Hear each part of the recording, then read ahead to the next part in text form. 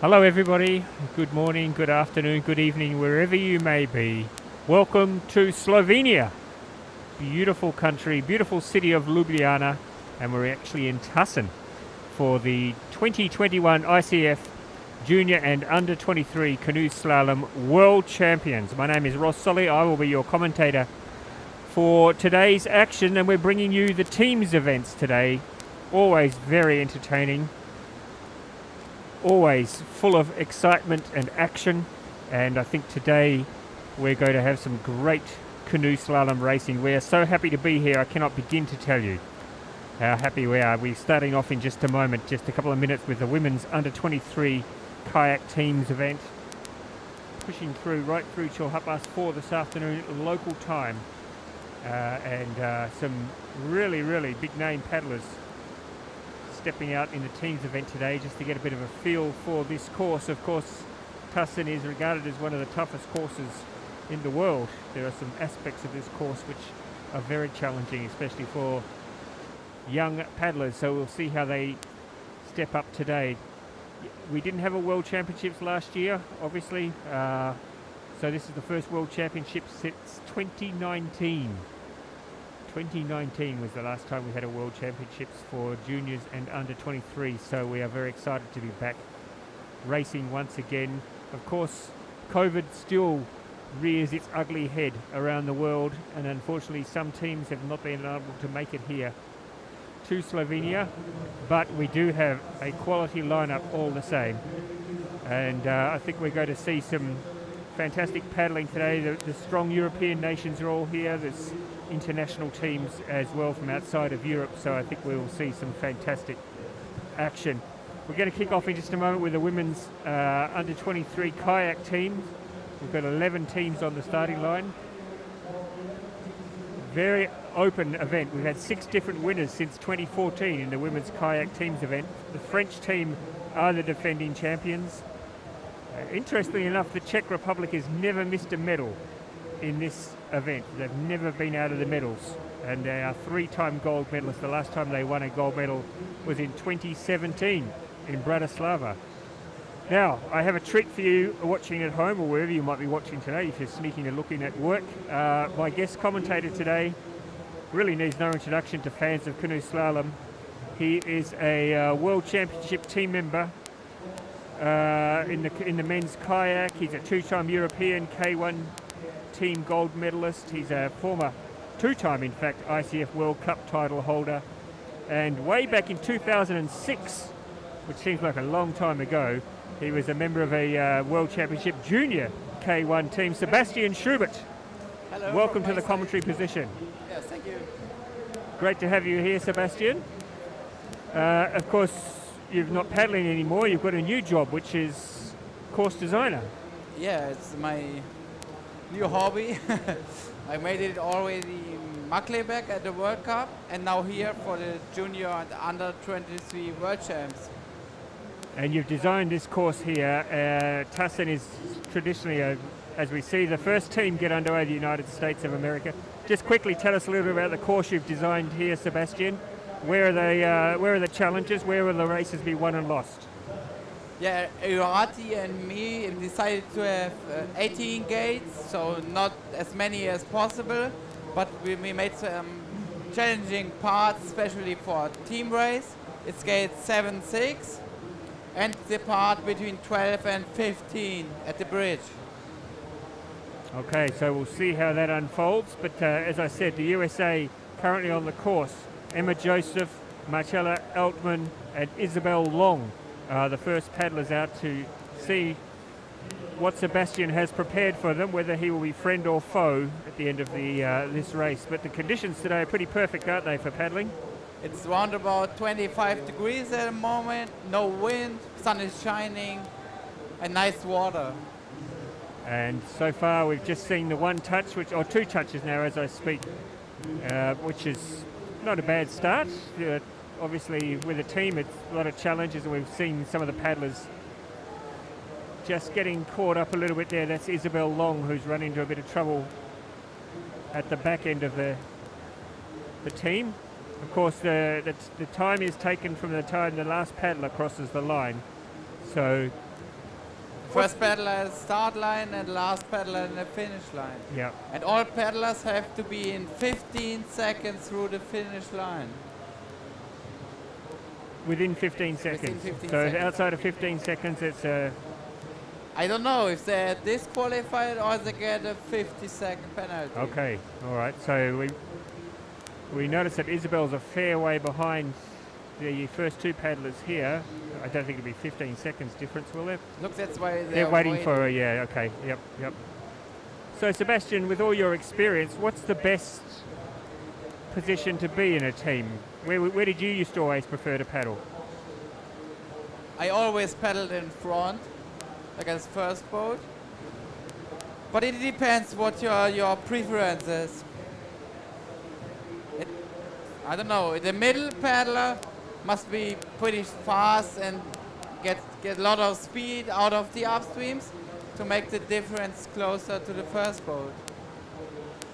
So the United States have finished with 12 seconds in penalty, 2, 4, 6, 8, 10, yes, 12 seconds in penalties for the United States, unfortunately. But their time is on the board, and that's the time everyone else now has to try and beat. The Canadians are now on the course. Leah Baldoni, Olivia Norman and Beatrice Olsen are the trio taking to the water for Canada. Fantastic to see the Canadians here in Europe for this event, because it really has been a challenge for a lot of countries to just even leave their own countries, let alone come to another one. And so for these young girls to be here, it's a great experience, isn't it, Sebastian, for them to come and paddle at this level? It is, especially because World Championships are in Tacen this year, which is a really challenging course for juniors and under 23. And they haven't had many races in the last 2 years because of COVID. Of course, yeah. So it's a rare opportunity, really. I noticed that you put down that Tacen was one of your favourite courses. It is, yeah. Yeah. What do you like about it? Two medals in the World Cups here. Do you like the drop at the top? Yeah. But it's changed now. It's a bit different. It's rebuilt 2 years ago or 1 year, but it looks quite similar. Yeah, a lot of paddlers say that this is their favourite course or one of their favourite courses. It's a natural course, which is just fantastic. There's not a lot of them around, but it just seems to be, also with the water levels changing all the time, it just makes it a little bit different every time you go in the water, doesn't it? It is different every time. Yeah. And during a race, it's not just to make the gates fast, it's also to see where the water is very fast, where's the best line. So the Canadians now putting some penalties together as well.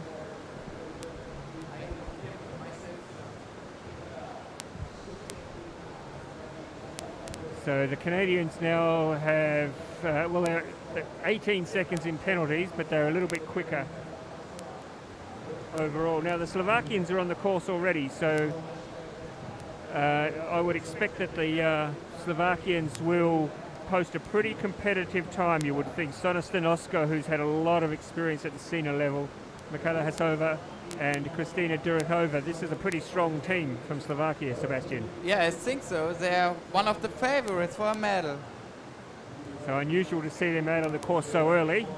I think that this will be the team that all the later paddlers, the French, the Czechs, the Germans, will all be watching very closely to see what sort of time they can post.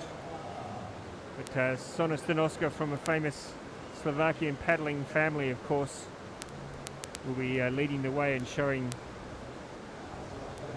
how it's done. No touches so far. And you can see 20 seconds ahead. Yeah, there's a real quality here for the... And they're trying to keep the boat running, not too much risk in the line. In fact, Stanoska is the second in the... That's Hasova in front. In front, yes. So still very good, a very good team effort here to all go down and not have any penalties. Is 26 seconds up. Yeah, wow. This is going to be a nice time. If they stay clean, that's a pretty good result. Yeah.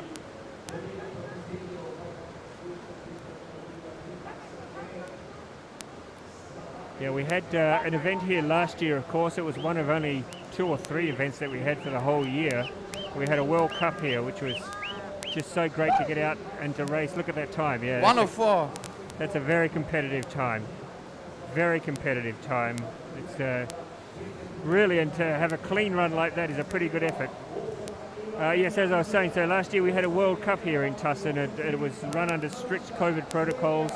There were a lot of conditions in place, but it was a success. We had very few problems at all, and the organisers here are very, very efficient now and have put on a very good show. And the lead up to this event, there's been a lot of testing.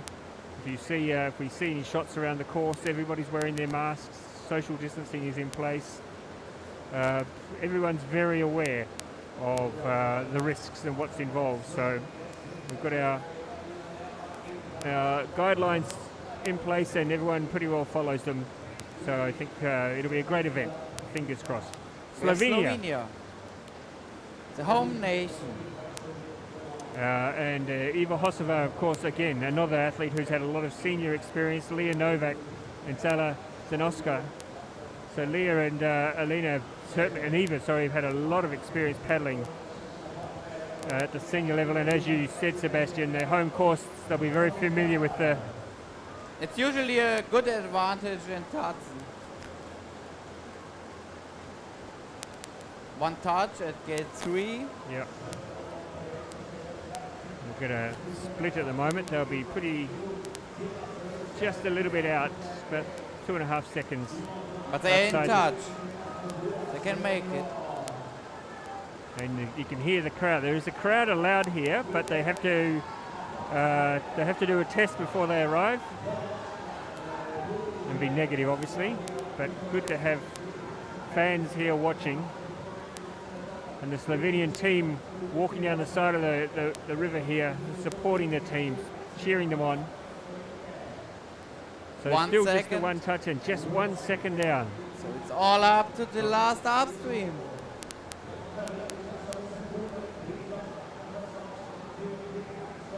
I think it's going to be pretty... Oh, another touch on gate 14.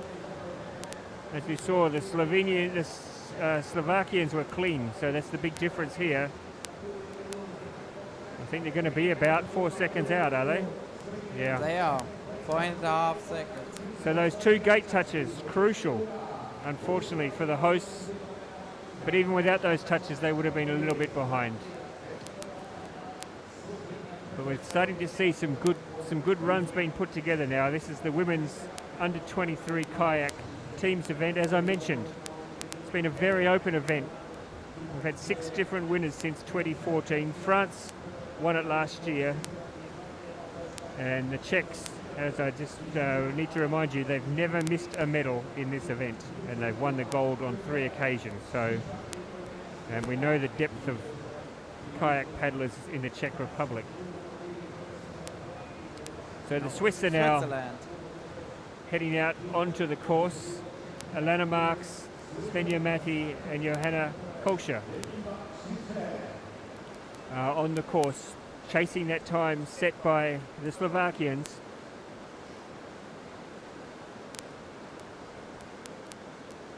It's a young team.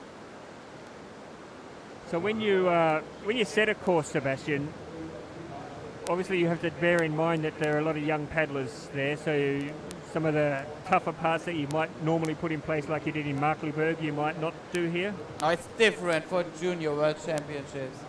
And also we have paddlers that are 14 years old and others are 23. So it's all about balancing the challenges. Yeah.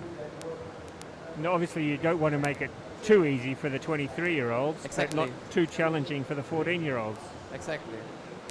Not every 14-year-old is an Evie Liebfach, for example. Okay, for her I couldn't make it difficult. Yeah. So a couple of touches for the Swiss on gates 3 and 5. And some problems at the walk. So do you have a choice there or with the rock? Or is there really only one way to go? I mean, there is a choice. You can go from 10 to 11 on the left side of the walk, but the faster line will be on the right side. And then left side of the next walk. So the Swiss seem to have lost the paddler here somewhere, have they? They've got the first two through. Where's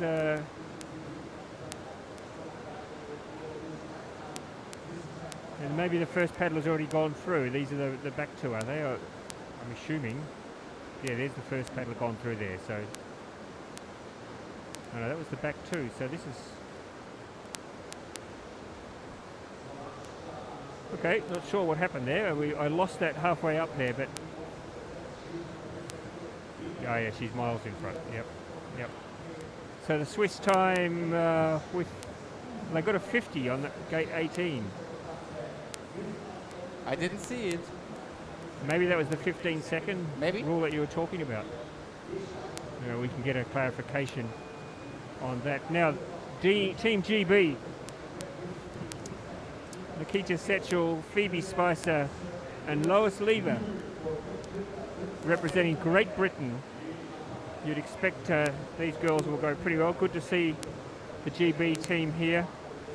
Pretty hard to come to them, to Slovenia. Yeah, no, it really is hard. Nobody wants nobody wants us to leave GB. They want us all to be stuck in there forever, but some of us manage to get out. It's so nice home, isn't it? Yeah, yes. Could be worse. We could be stuck in Australia, and then nobody ever gets out of there or gets in. So, clean so far for Team GB. And they are close together. Yep. So they're in touch. Yeah. 1.5 up. Yeah, it's nice and fast so far. And clean. So we've got some problems. Oh yes. Oh. But she made it.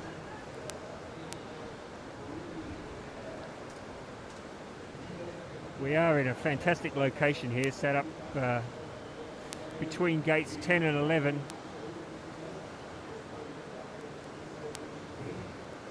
Still fast, despite some problems. They take the split on the first paddler or the third paddler? Third paddler. The second paddler they take the split on. Okay. I don't know. Maybe it's the first. It's an interesting one. We'll get Cyril Nivelle in our central commentary position to check that out for us. I think where the splits are taken. So last meters 103, 104, 105. Just out. Just down, yeah. Just out. So we'll put them into. Should put them into second place. Second place, yeah. Of course, they'll just be checking all the gates to make sure there are no missed penalties or any penalties wrongly ascribed. Yeah, they're waiting for the judging of 9, 10, and 11. Yeah.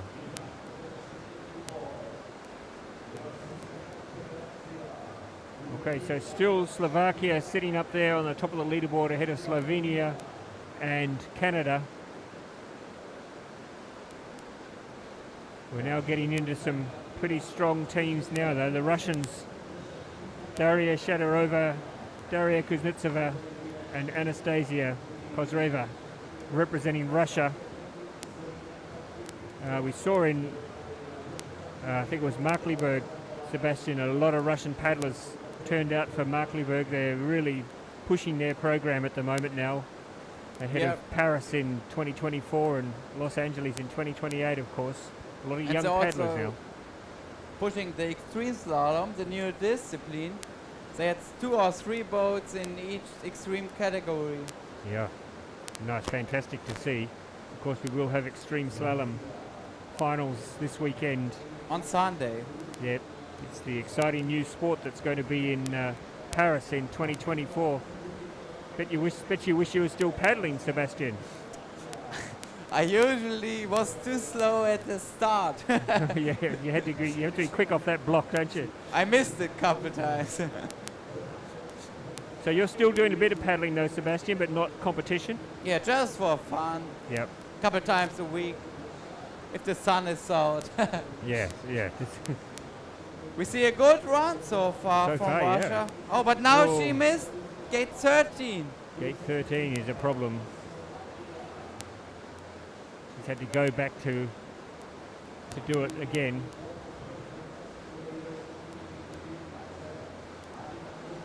So they're But sometimes, for example, if the last paddler misses a gate in team, and the others can just go a bit slower, and the last one is pushing hard, you can make up some time.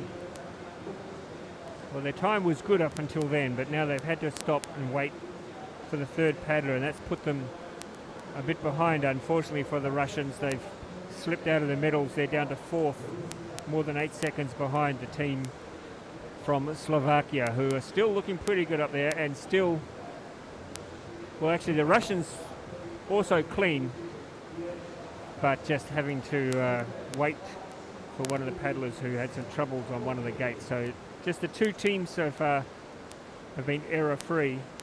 Now the Spanish, we will expect something special from the Spanish, I think. Laia Sorribes, Olas Arigi and Sage Jacobi, the famous Jacobi name, back out on the water.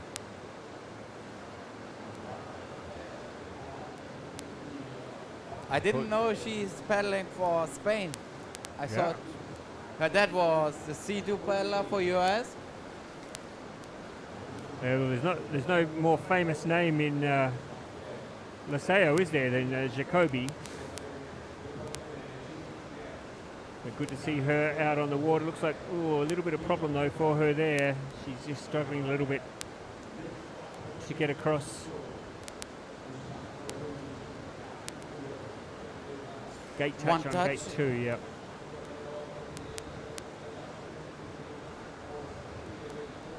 You can see first two paddlers a little bit in front now.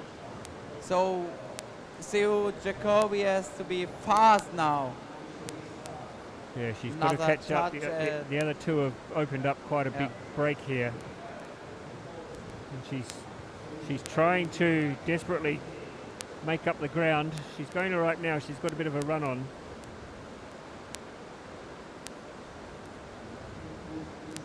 Sebastian Schubert, our course designer, has nicely put a gate there between two rocks, just to give them a bit of a challenge as they get down to gate 11. So coming down now, they've 3 gate touches, unfortunately for the Spanish. When she's low into the last upstream.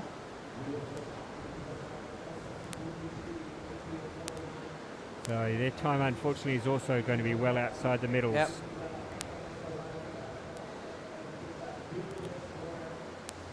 So 3 gate touches, 14 seconds out. So 5th place so far for the Spanish. So we just have 3 more teams left. The Germans, the Czechs, and the French will be the last team on the course. So Germany, Elena Appel, who's been paddling so well.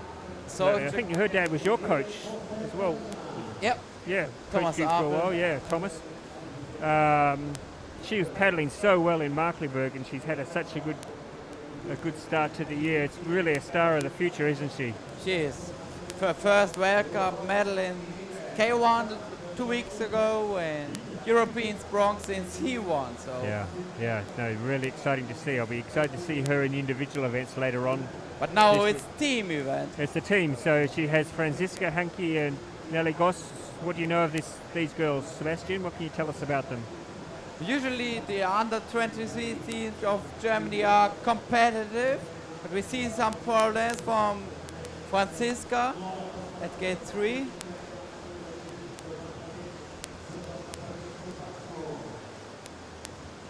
Now we get the first split. They're fast, yep. They're 1 second up. Oh, there's a big touch though, there's unfortunately. There's a big touch, yeah. Gate 8.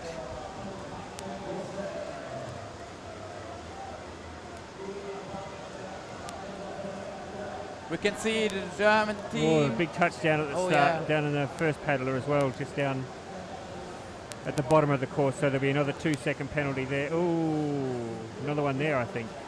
Oh, another one. So a couple of more touches. So unfortunately, Elena has to wait a bit now.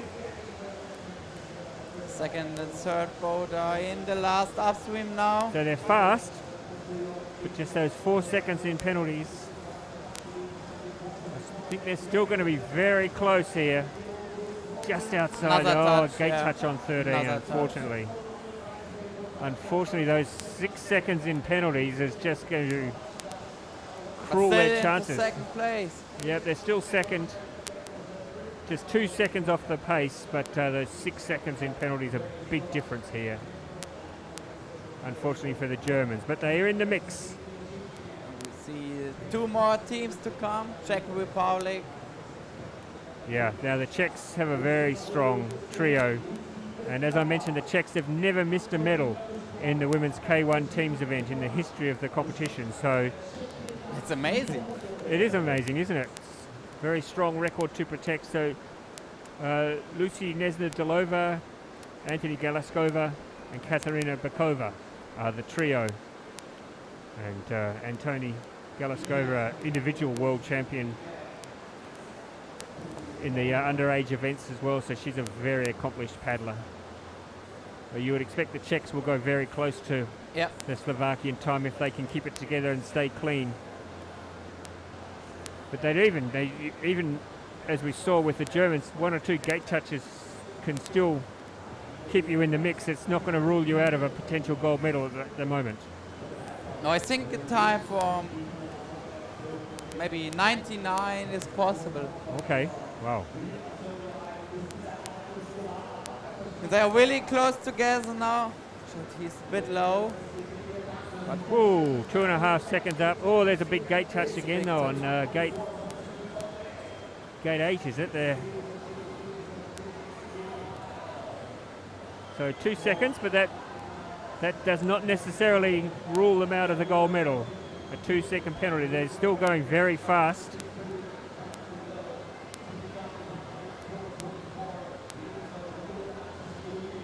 They're nice and close together.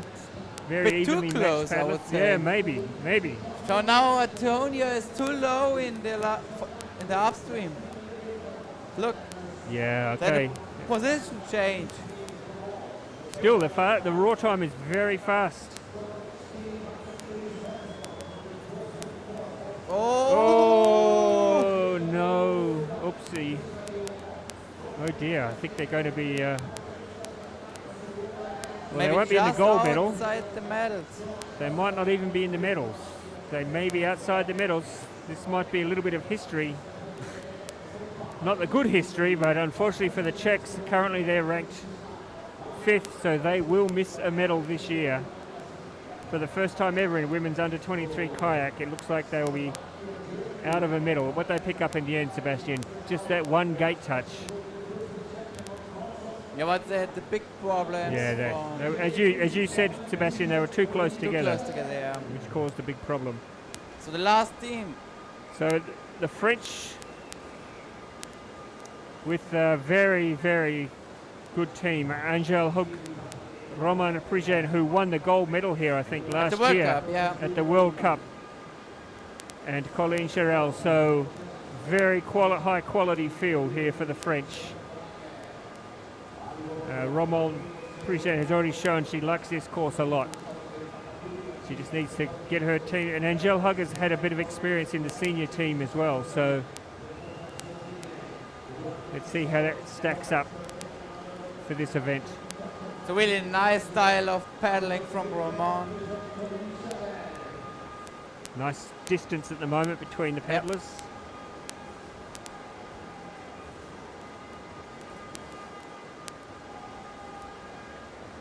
All boats are moving all the time.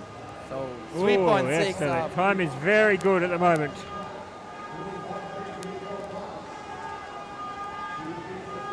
Roman is out leading the way. Everything seems to be going pretty smoothly at the moment for this French trio.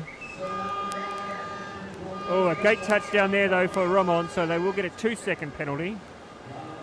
But they are really fast. Yep. Oh, 6 seconds up, so that 2-second penalty is not going to make too much of a difference.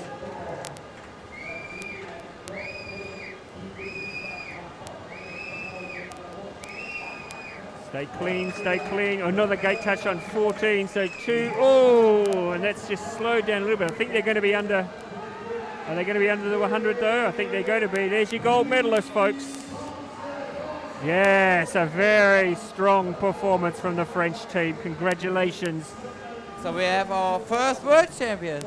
Yeah, and 2 gate touches. Yep. Oh, hang on. Oh, there's a 50 been added. There's a 50-second penalty. Hang on, there's a bit of confusion here. Now, there's a little bit of confusion on the leaderboard. The French... The judging from gate 9 is missing. They've dropped down to 9. And now they are clean. They are in first position again. Yeah, I think... yes, now it's been rectified. Ignore what you're seeing on the screen there. We understand that the French are the gold medalists.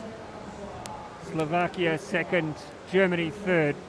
We'll just wait for official confirmation, but what we're seeing on, we have the official ICF scoreboard, and according to that, France, there we go. Normal service has been resumed.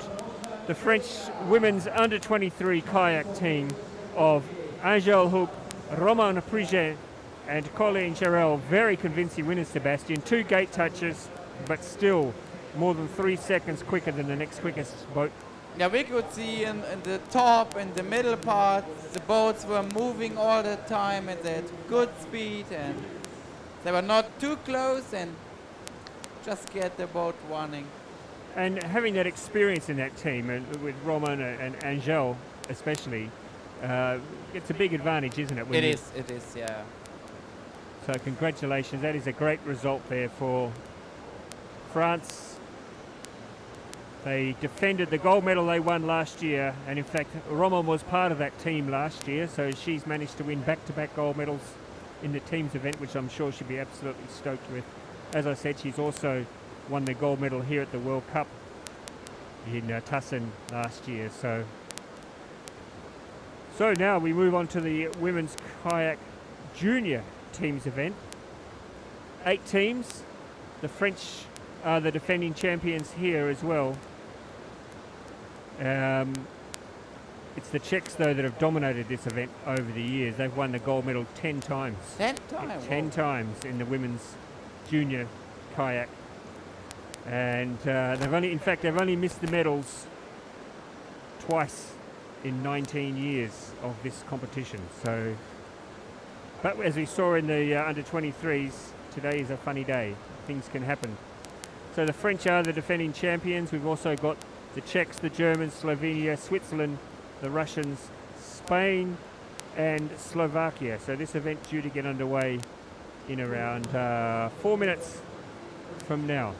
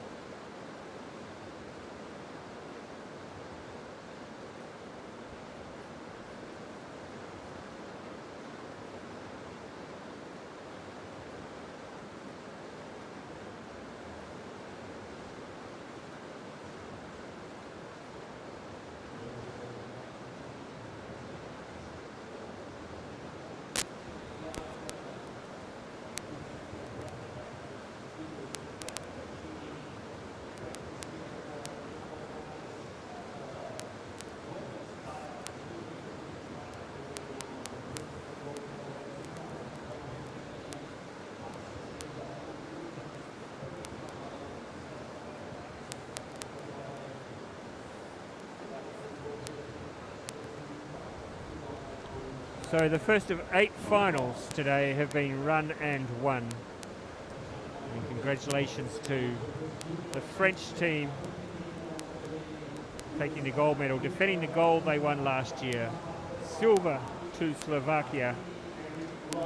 who managed to keep a clean sheet, no mistakes at all, and the Germans, who picked up 3 gate touches, but they still wouldn't have bettered the French time, which was very impressive indeed, with 2 gate touches still finishing more than 3 seconds ahead of Slovakia, with the German team another 2 seconds back. So next up we've got the women's kayak junior team.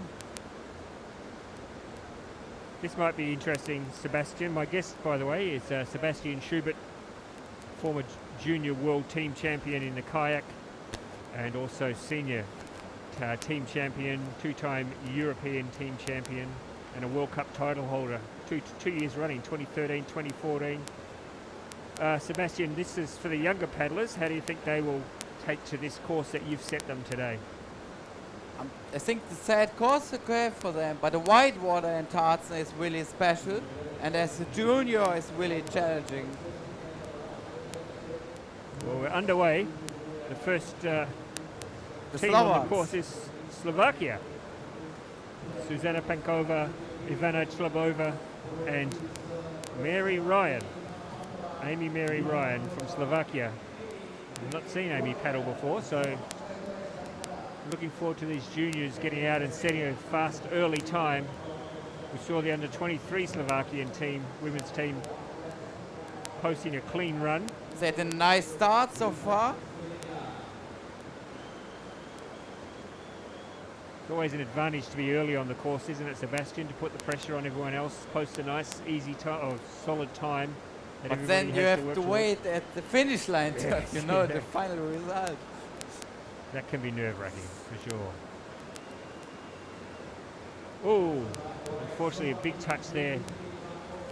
It's always a problem. It's the first paddler touches. Yep. Oh, a few problems there, unfortunately. Can they swap order? They can. They can swap, so because we just saw there the second paddlers now have dropped back to the third place. That's perfectly illegal, isn't it? It is. Does not matter what order they finish over the line, as long as all 3 complete all the gates. So just a little bit of problem there in the middle of the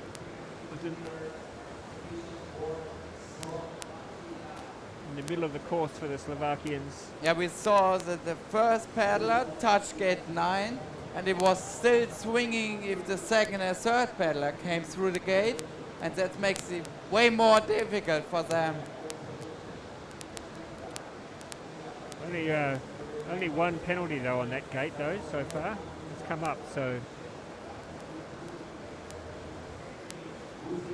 I know there was 2 penalties, 4 seconds altogether on gate 9. So yeah, 6 penalties already. 6 penalties altogether. 12 seconds in penalties for Slovakia. Spanish team, Lea Goni, Mate Odrizola and Haiti Segura are now on the course. Apologies to my Spanish friends watching for my very poor Spanish pronunciation, by the way. Sebastian, you're here to try and make me sound, or to make our broadcast sound much more international, so do your best with the Spanish, if you would. I like the technique of the Spanish paddlers. They have a good course in Laseo for training.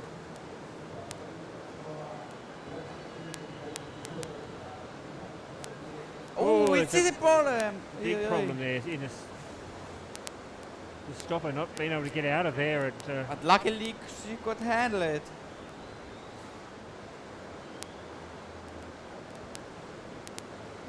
Absolutely perfect weather here today for paddling. It's good. Oh, yep. Okay, we're going to have some pretty solid heat over the next few days, though. It's going to be very warm indeed over coming couple of days. So I'm sure the paddlers won't mind too much. 1 touch so far.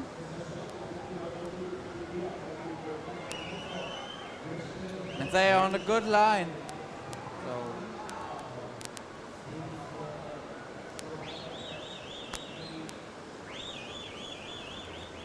Second paddler has to wait for a second. So two touches, 4 seconds. But look at that time. well up on the time of Slovakia. Another gate touch on 13. 3 touches now.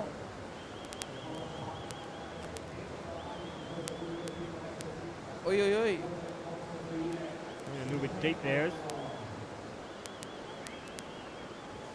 So the last meters. Just blowing out a little bit down the bottom end, but still Into the lead. it'll put the Spanish team into the lead. 1:20. We saw the French team post a time of just over the minute, just over the 100 seconds. Sorry, for the under 23s.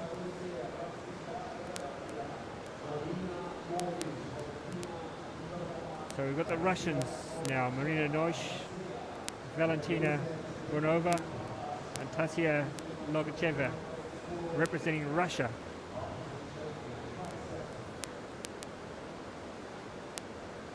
And they're on the way.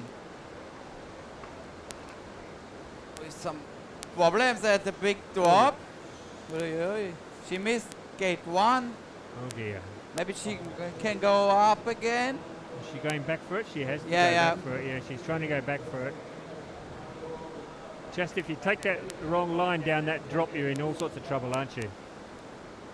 It's really difficult, especially at the start of the race. Yes. Yes, many paddlers have had their race over before they've even really started, haven't they? You miss that drop, you get off the wrong line. So for the other two paddlers, they've got to bide their time and wait for the third paddler to make up a little bit of time. She's caught them up now, though, which is 2 gate touches, though, so far with the team from Russia.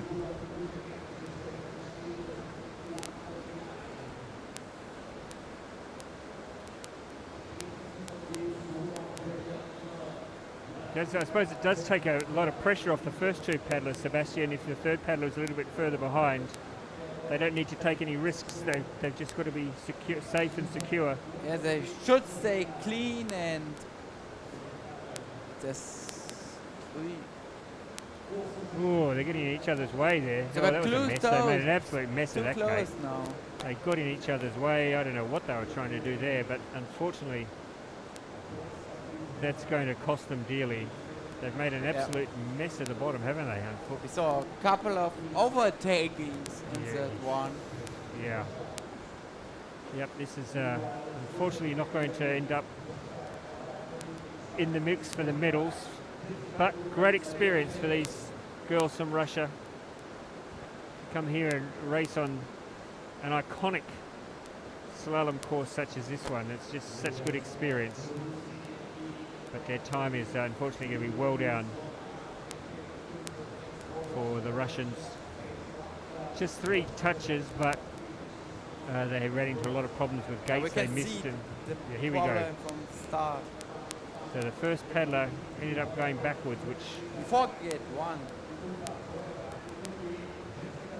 And then she had to go back and recover, and that caused a big delay. So the Russians are done and dusted. Let's try the Swiss team of Zoe Frey, Jessica Dutt and Ladina Heel, representing Switzerland. Very strong Swiss team here this week. Great to see them out in force. Many of the athletes, in fact nearly all of the athletes who are under 23 or junior age group who are going to Tokyo, aren't paddling here. The only athlete entered here to compete who's going to Tokyo is Evie Liebwarth from the United States, who we will expect to do pretty well here. Oh, that's tight. That is very tight. Yeah, so it's good. She's going back to try again. Yep, that's a good idea. The so a lot of the athletes who would normally be able to paddle at this age group aren't here because they're focusing on Tokyo. Many of them are actually already there or on their way to Tokyo. So gives a great opportunity, doesn't it, Sebastian, for some other paddlers to have a go and to... Oh, see what's happened there? roll. Oh, there's a roll as well. Yeah. Unfortunately, it looks like it's Ladina Heel, who's run into some problems, did a roll, but she's okay, she's recovered, she's back on track.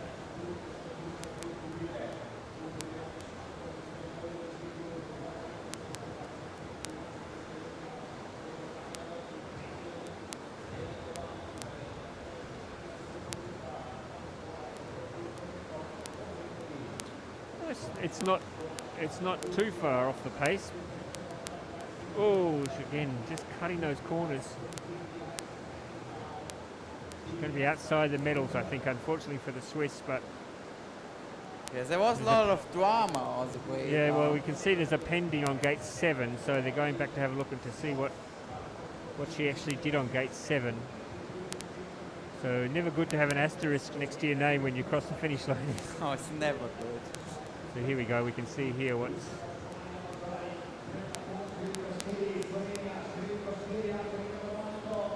happened.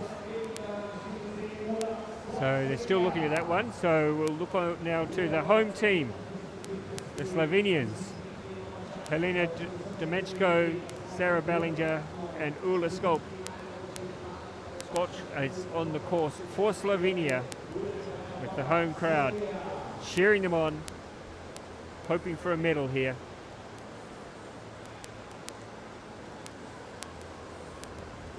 And so far so good, Sebastian. No problems to see yet. Nice line. They're all showing their local knowledge. Ooh. Yeah, they're one touch at gate 3. But still, the boats are running and... Oh, there are another touches. Gate 4 and gate 6. Oh! That was very tight on gate 9, and unfortunately for Skok, I think it was very tight. They'll have a close look at that. But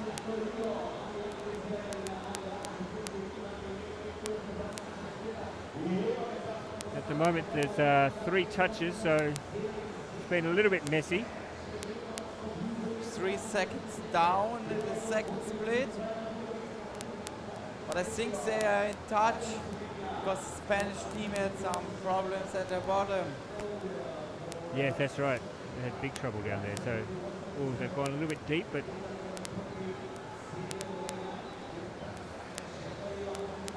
I think this is going to be a new lead time. Then we're going to have a new leader. Are we just inside? Are we just... Oh, yes, just inside. 1.5 seconds. So the Slovenians, much to the excitement of the local fans,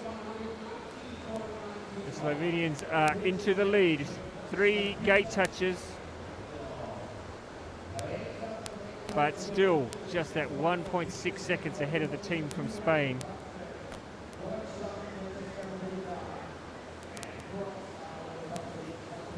So we have three more teams, the Germans, the Czechs and the French to come. Do you want to introduce the German team for us, Sebastian?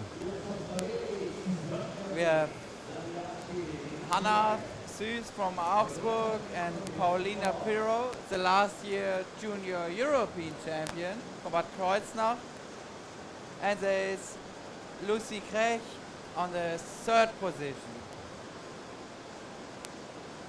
So far so good for the young German team. Now it's all about staying clean. We see all the other teams with at least 3 touches. Yeah. If the teams now can make clean ones, they will be on a medal. Yes, there's a lot of wriggle room now for these last 3 teams that everyone's struggled so far.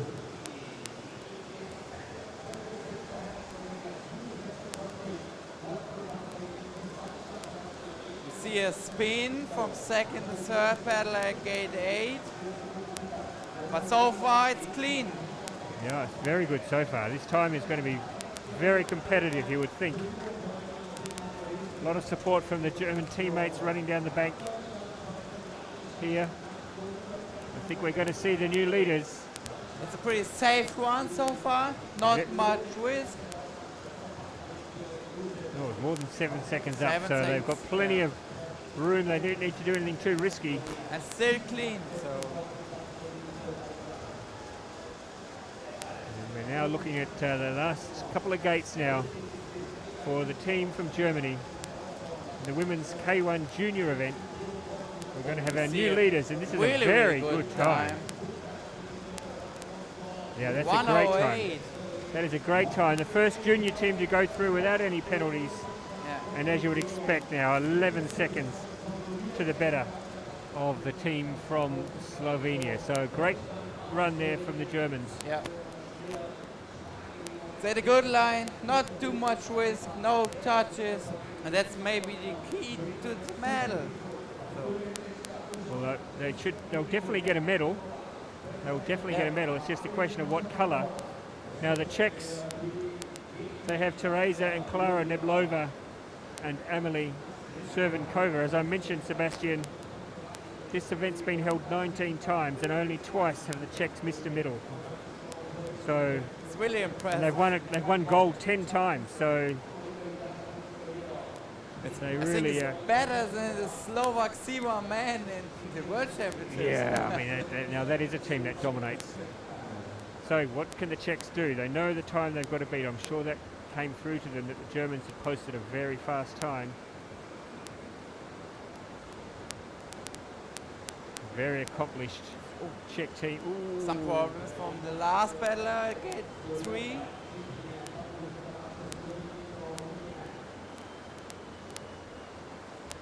Yes, the last paddler just got stuck up there on one of the early gates, but she's joined now. But they are fighting for a medal. You can see them pushing hard down the course.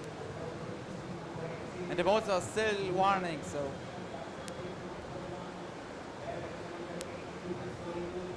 Nice and clean through the middle, it's all good. There were 3 seconds down in the first split. Oh, and there's a big catch there on gate number 11 for the third paddler, so 2 seconds in penalties there. And maybe also a touch on gate 13 was there. So they're up on time, but I think there's another gate touch, but we'll wait to see for confirmation of that. But yes, gate 13, 2 touches in fact on gate 13, so that's crucial, unfortunately for the Czechs. Good news for your team though, but Sebastian. Still on a good time. Yeah, in the end, 8 seconds in penalties for the Czechs is going to be pretty. But without the touches. Yeah. Without the touches, they'd be in the gold medal position. Just. That's a medal again. Yep. Yeah, it's put them into the silver medal position, and they will continue their fantastic record at this level of only ever missing a medal twice in the 19 years of competition, which is... Now the French, they've already won the under-23 women. Emma Vouton, who was part of the gold medal team last year, in 2019, paddling again today. Roman Reznia and Clara Delahaye. For the French team, having already seen their older teammates snatch gold, what can they do? The time they've got to beat, set by the Germans, 108.08. It was a clean run by the Germans. Not too many problems either. They didn't really get stuck anywhere. So the French are going to have to do something very special here if they're going to take the gold away. There's 8 seconds though between the gold and the silver medal position. So there's a touch on gate 3 from the last paddler. So that's going to make it challenging.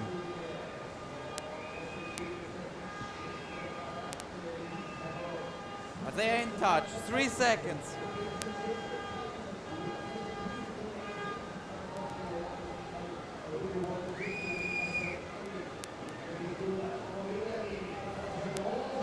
Yeah, I don't think it's going to be the gold.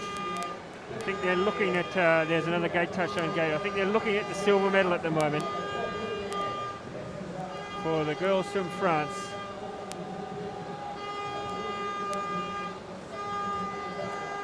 Yeah, they're well The down first now. paddler is a bit too much in front now, so Well, they should be able to get the silver. I don't think they can't make up that much time over the last stages of this course. Another gate touch on 13, so unfortunately for France, that won't be gold. oh, that's Oh, and there's a problem there on the... Oh, it's all going a bit ugly there at the moment for the third French paddler. This might slip them out of the silver too. They maybe have to settle for bronze the way this is panning out now. Yes. position. Fifth Yeah, position. unfortunately, Yeah. for the French, it did not end well. Unfortunately for France, but a good bronze medal for the home team, which I'm sure they'll be very happy about. But congratulations to Germany. That is a really, really strong performance in these three young girls. The only team on the course, Sebastian, to not have any errors. It was a clean one, no mistakes. So it's the German team of Hannah Swiss, Paulina Pirot and Lucy Kretsch. You know, they have a good coach. My dad is the coach of the Your dad's a coach. Well, you kept that quiet until the very end, so he'll be very happy with that then, I'm sure. Do they train together? Do you train much for team events or not really? It depends, but usually during the week before the race of Worlds or Europeans, we do the training once or twice during the week. Yeah. And sometimes if there's time and all the people live on the same place, you can have more training, but in juniors especially live on different parts in Germany, so. Well, it certainly paid off today. That's a massive 8 seconds between the gold and the silver medal position there. So you could not get much more convincing result than that for the German girls. Congratulations to them.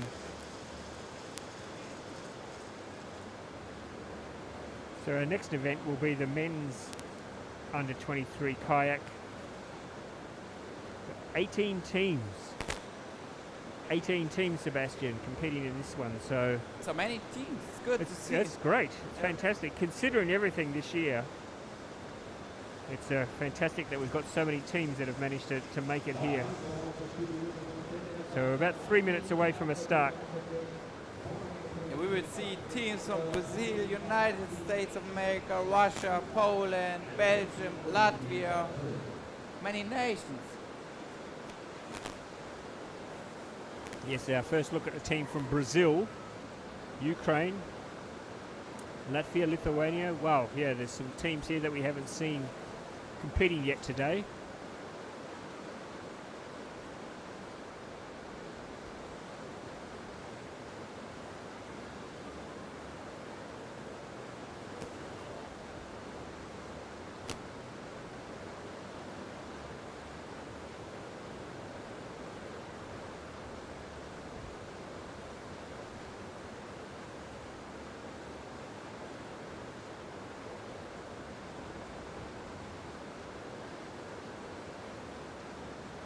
When you were paddling, Sebastian, how did you treat the teams event? Was it an opportunity to get a feel for the course before the individual events, or was it something which, as a team, you were really quite enthusiastic about and keen to get out and try and win a gold? It's a good chance for a medal, and once if you have a medal from team event, you're a bit more relaxed for the next day. So I like to race team. Certainly seems to be a lot of camaraderie, a lot of good feeling amongst all the teammates out there. A lot of pressure, obviously, if you're the athlete who touches the gate or gets stuck somewhere. I'm sure you feel like you've let the rest of your team down. It's not the best feeling, yeah. Yes, especially when you get down the bottom and they're all sitting there waiting for you. So there's the start list for this event. Belgium, Brazil, Ukraine, Latvia, Lithuania, Italy out nice and early.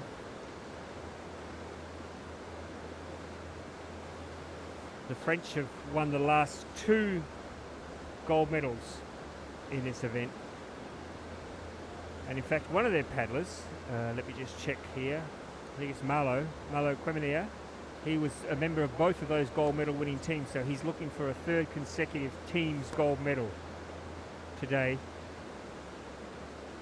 And in 2019 it was the French who won the gold. The French who won the gold from Slovenia and Spain.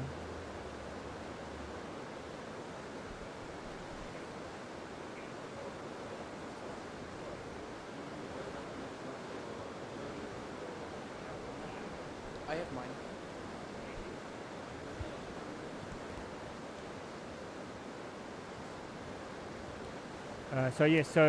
In 2019 the French beat Slovenia and Spain. Germany are the most successful team, having won gold 3 times in the men's under 23 K1 teams event.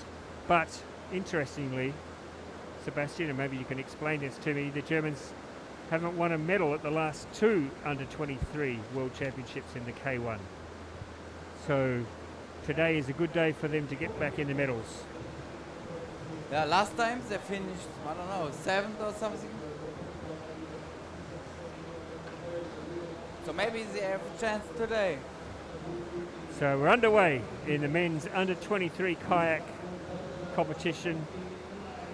Ross Solly and Sebastian Schubert bringing you all the action today from the teams event, the first day of a long week of events. We go right through till Sunday with extreme slalom finals on Sunday. Should be a great thrill.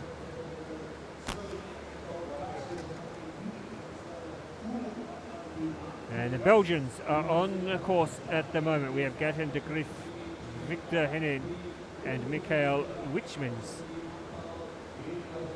The first team out on the course in the men's under 23 kayak. It's good to see a Belgian team. Yeah, they'll be at the Olympics this year, which is great.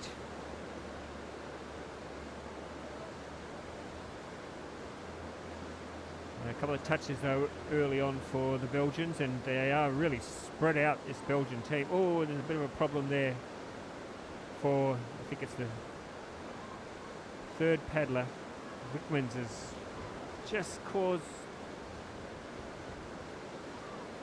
another touch there on gate 11 for Wickmans as well. So just not quite going to plan there for the third of the Belgian paddlers. So at the moment they've got 6 seconds. You can add another 2 to that, so it'll be about 8 seconds in penalties, I think, for the Belgians, unfortunately.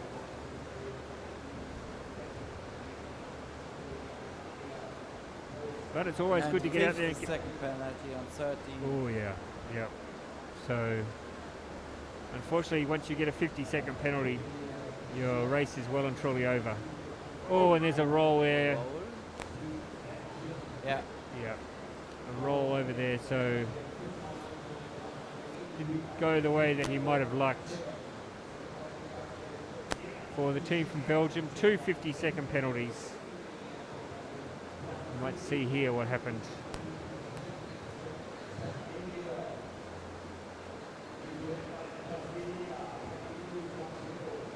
No, we didn't see there, but yeah, 2 missed gates there.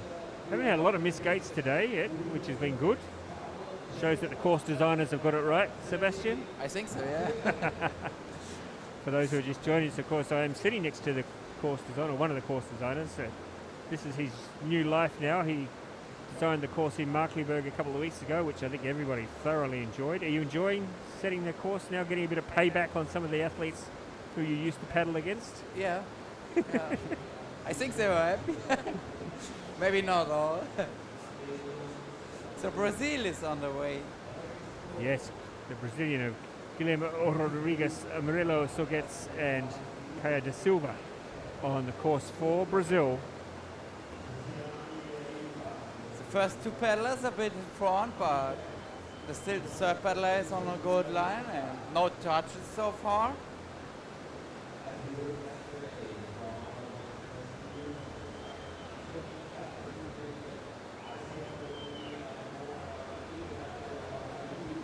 He decided to go on the other side of the rock, the third paddler, which hasn't caused too many problems. He's still fine, everything's okay.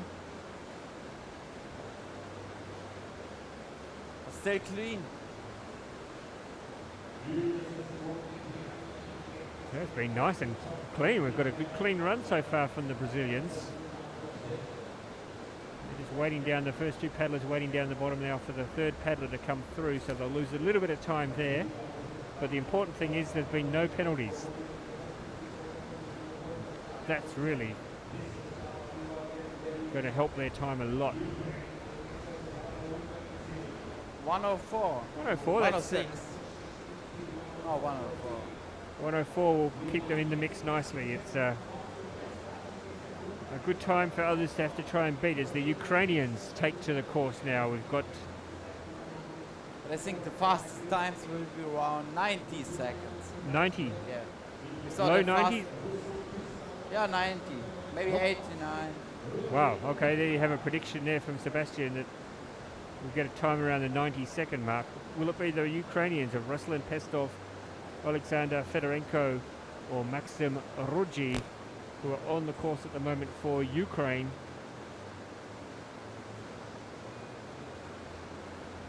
They come now down the big drop to start this course off.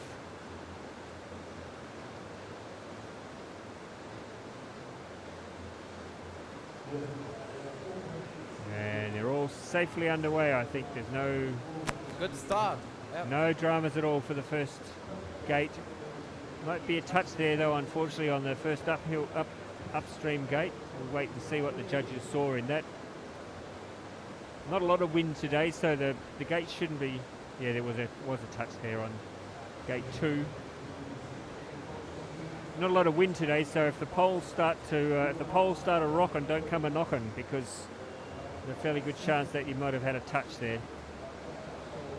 So an early touch for the Brazilians. Yeah, perfect conditions. Sorry, the Ukrainians. I said the Brazilians there. So, ooh, yep. Just a couple of spin turns there between gate 8 and 9. 9 and 10.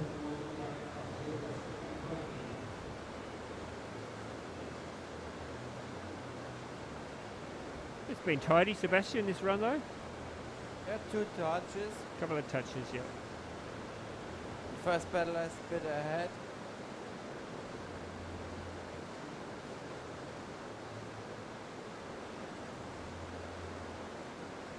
So their time is going to be around the 100-second mark. They'll be around the time set by Brazil, I think. A bit outside. Yeah.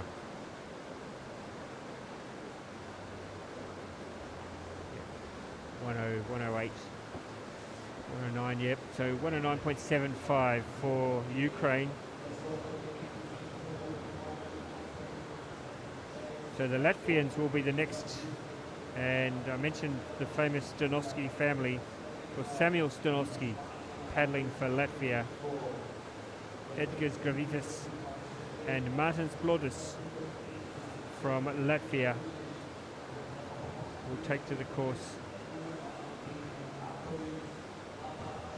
So having paddled for so many years, Sebastian, when you now turn your mind to setting courses, what are you trying to, what do you take from your own experiences and the experiences of other paddlers when you set your courses?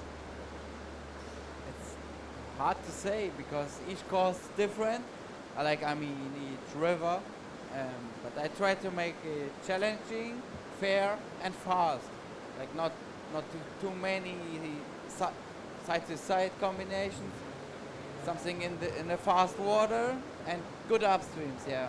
And obviously, you know, you've paddled on all the courses all around the world, so that would give you a big advantage when you're setting the course, that you know where the tricky parts of the course are, you know where paddlers might struggle or where they might be able to pick up some time. I can remember like all the courses still. And I went on the course here before making the course, so yeah, just to get a feeling. Just to get a feel for it. That's good. They don't try and convince you to do one of the demo runs, do they, to show them how to paddle your own course?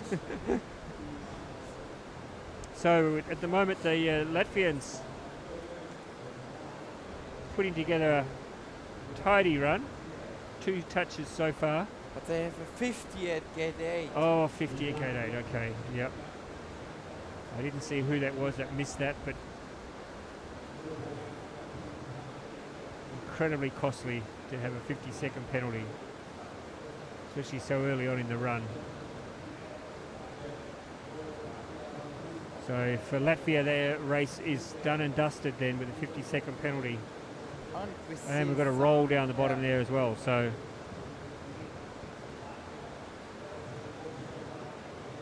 that will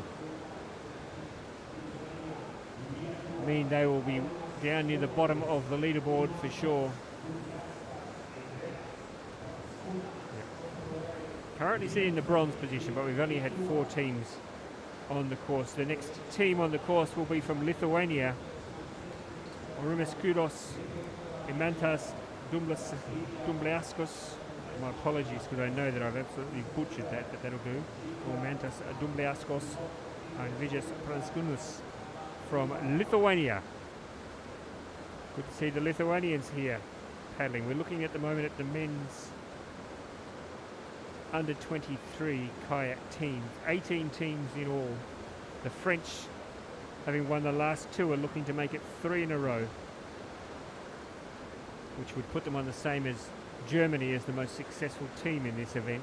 The Germans have already won 3 gold medals, but as I mentioned to my friend Sebastian, the Germans have also missed a medal at the last 2 under 23 world championships, so they'll be very keen to get back in on the podium today. So the Lithuanians are on the course. Some trouble at gate 4, first paddler touched, and not much space between the poles for the second paddler. Cursing your lead paddler, wouldn't you, after that? Thanks very much, friend.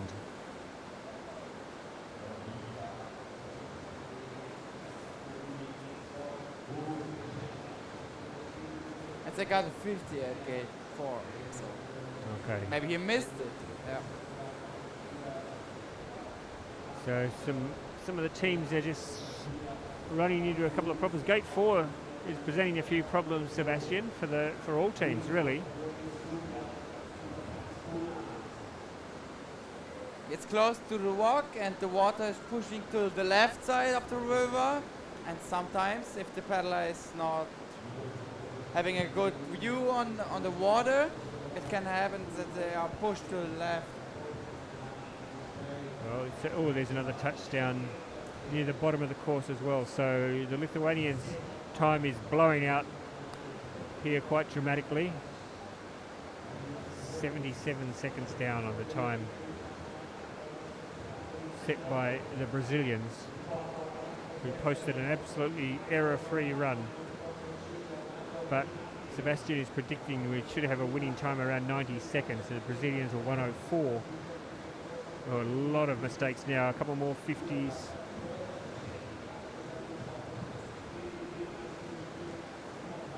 Yep, that's hasn't gone that well, unfortunately, for the Lithuanians. 3 50-second penalties and a whole heap of touches as well, so they are not in medal consideration.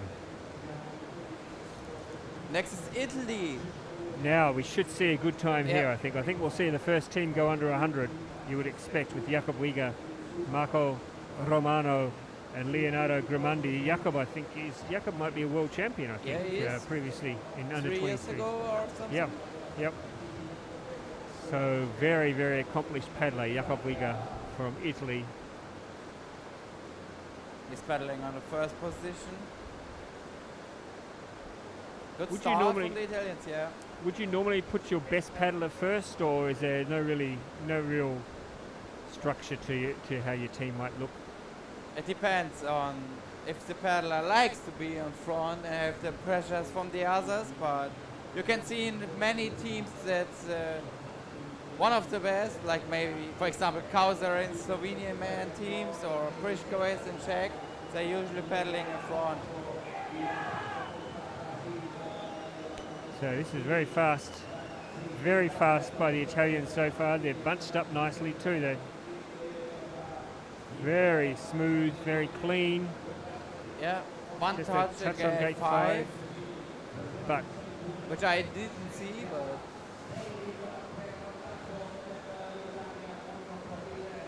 really quick at the moment. I think this is going to be our new team Last leader. paddler was a good entry in the last upturn.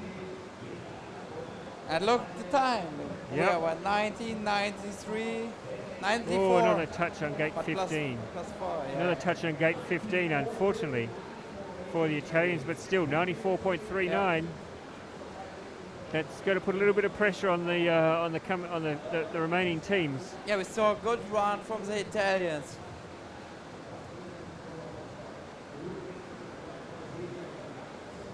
That was the second touch. Yeah, yep. But 94 and a half, that's pretty competitive time, you would think.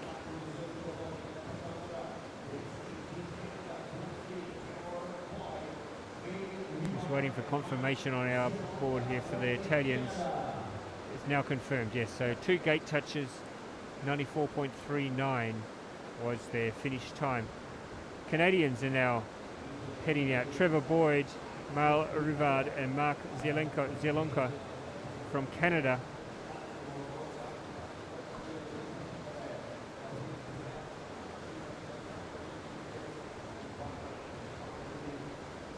Oh, yep, they're all safely down the ramp.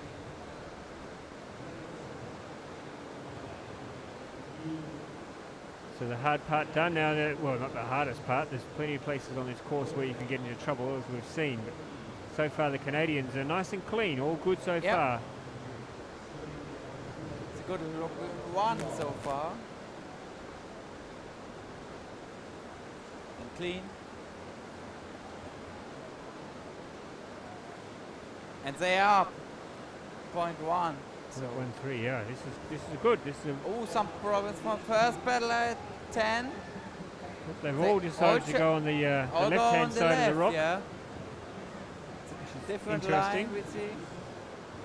Still all clean. Ooh. But I'm not sure if this was faster in the middle. Just a slight gate touch on gate 8. 5 seconds down. And maybe another gate touch now. We've just seen down near the bottom. So they're going to be I think they're... All 3 paddlers in the last up. I think they'll be around the 100, won't they? Yeah. Another gate touch on 15. So another 104. Yeah. So 106.6. It looked strong for a while, but those gate touches probably... 4 touches, yeah. 8 seconds. That's unfortunately...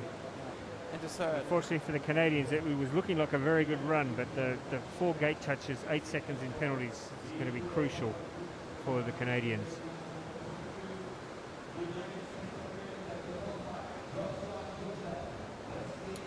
So looking forward to seeing the American team out on the course. Joshua Joseph, very exciting young paddler. We've seen him at a couple of the senior events come out and show that he is very much an athlete for the future. I'm looking forward. I think by the time Los Angeles comes around, he will be at the top of his game.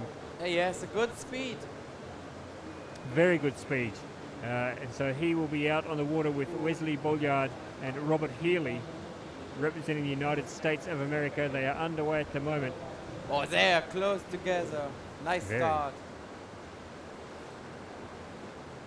Maybe too close together, Sebastian. Maybe, yeah. But they're trying to push everything into the run because maybe they know that the top teams are a bit faster, so they are risking a bit more. Pretty good so far. I think it's Joseph out in front, isn't it? Joshua Joseph is leading the way, so... If they can stay clean. All good so far through the middle part of the course. Oh, he's run up onto the... Oh, the rock! Unfortunately, he ran up onto the rock, which we haven't seen anyone do that today, but there we go. The first athlete to find himself... Oh, and now he's missed that gate. He's going to have to paddle back and... It's over for them. Yeah. Such a good start. Was such a good start. Oh, unfortunately, just fell apart there. One of the paddlers, I think it was Bolyard, ended up on the rock. I said tried everything to be fast, and then Healy missing that later gate and having to go back and redo it. So that has looked so promising. They're still sitting in third spot after that run, but yeah, they were so good at the top of the course, weren't they? Just really couldn't keep it together. There's young Joshua Joseph. Remember that name, folks. I think we're going to see and hear a lot more of him in years to come.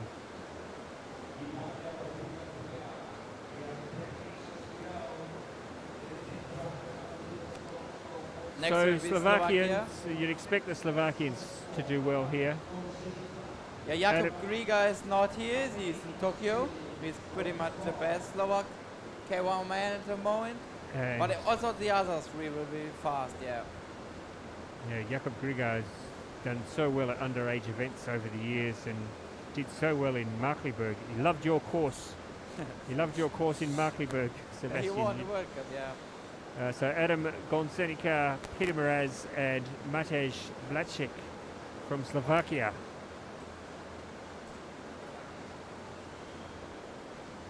We are in a perfect location here at Tacen on the course here. You can see paddlers coming down towards us. Everything's looking good so far for the team from Slovakia. Nice and strong and fast. No touches yet. Oh yes, there's a slight touch on gate 3. I missed that.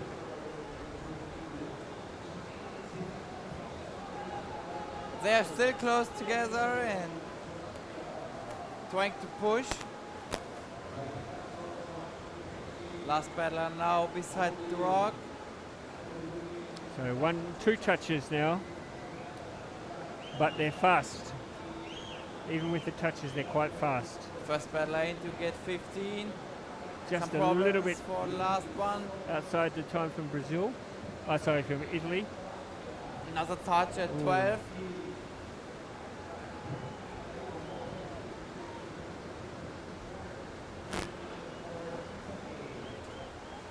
So this is going to be put them into second spot, I think, for the Slovakians. Too many touches, Yeah. 3 touches. Still just one clean run from Brazil. Yes, it's. Are you happy with that as the course designer? Is it what you would have expected? I like to see more clean ones, but the team event is super hard to be clean. Yeah, of course. Yeah. Okay, let's have a look now at the next team. It's the team from Switzerland, Dimitri Marks. A promising extreme slalom paddler. He loves the extreme slalom. Dimitri does it every event. It always does pretty well too. And Jan Rower and Pit Rower are the other 2 paddlers representing Switzerland. At the moment, Sebastian, it's a pretty wide open leaderboard, isn't it? Just the one team. Well, actually 2 teams now gone under the 100. There's space for other teams. Yeah. So let's nice see. Start from Swiss team.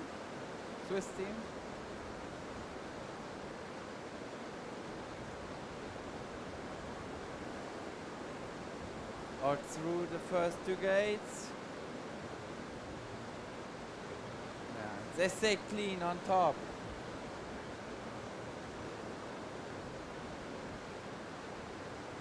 Second paddler has a bit too much waiting time at gate 6.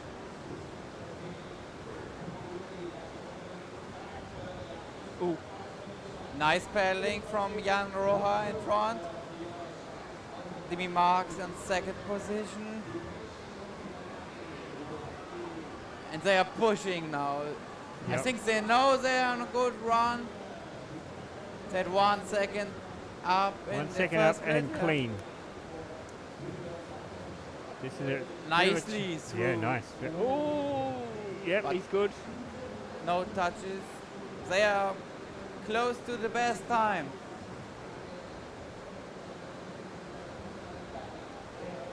last paddler into the last upstream. It's a pending on gate 13. Not sure if that's a 2 or a 50. There's a 15 on a 2 on gate 15. So that's unfortunately. And the unlucky touch at gate 15 puts them into second. So second with an asterisk. Second with an asterisk. Yeah. So definitely got one gate touch. That was a pretty good run there from the Swiss team. Yeah, especially till gate 12. There was Yeah. some problems from the last paddler at 13-14. So at the moment it's Italy at the top of the leaderboard. Switzerland second, but with an asterisk. And Slovakia sitting in third place at the moment. But we still have a lot of teams to go, including Great Britain with Chris Bowers, very, very experienced paddler, Johnny Dixon and Ben Haylett. So this is a quite a strong team, Sebastian, that the Brits have brought here for this event. Yeah, Brits came one man are strong. Sorry. Under 23 juniors and in senior category. So they're safely down the ramp and they are underway. The team from Team GB. We see Chris Bowers in third position.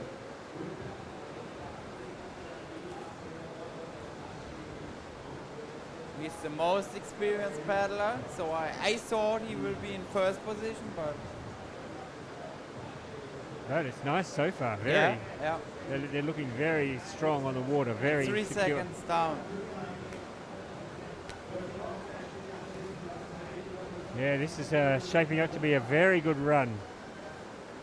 Excellent at the top of the course so far. If they can keep it together, it's really good. Was there a touch there? I think there was a touch there on the 13. 7. But still very fast time. Yeah, but the touches are not included. There it is on 13. Now we see it touch at 13.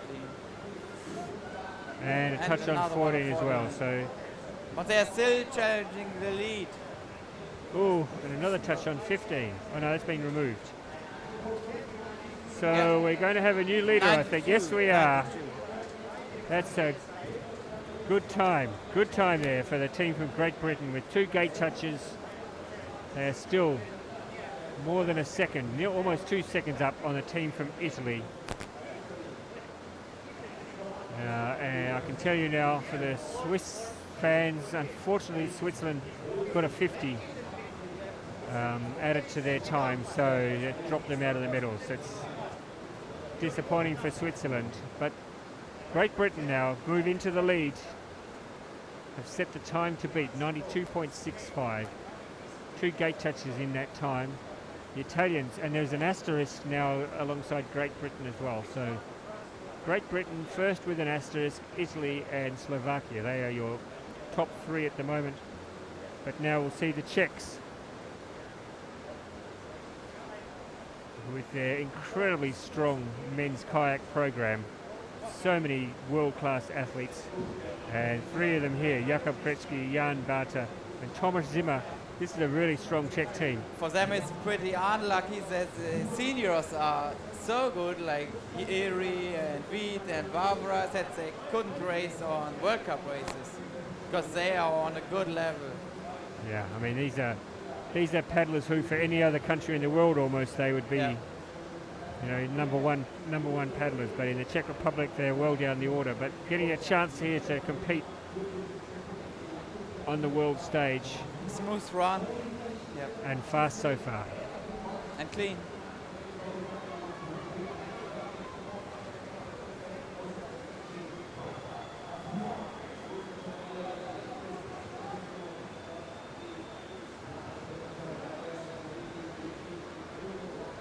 Good so far, Sebastian. Really fast, really clean, as you would expect from the Czechs. Yeah. So I think this will be a... If they stay clean, they will be around 90, maybe a little bit under 90 seconds. Still clean. Last paddler is out of the upstream. Our last few strokes. So yes, we go. Wow, this is going to be. 88, Oh, look at 88. that time there. That is a really strong time. Sebastian thought that they might go under 90 to win a gold medal, and that is a very, very smart time by the Czech Republic. Yeah, 6 seconds up to Italy. And clean, Sebastian. Absolutely clean. No Second mistakes. clean run of the race. That is going to be a very, very tough time to beat. 88 seconds for the Czechs. But maybe the Germans who are about to come out now. Thomas Strauss, Noah Hegge and Tim Bremer. Good, strong team, Sebastian? Yeah. During selections, we saw a couple of them on the podium this year, so it's a promising future for German K1 men. So we've just got 6 teams to go. And they're underway now. The boys from Germany.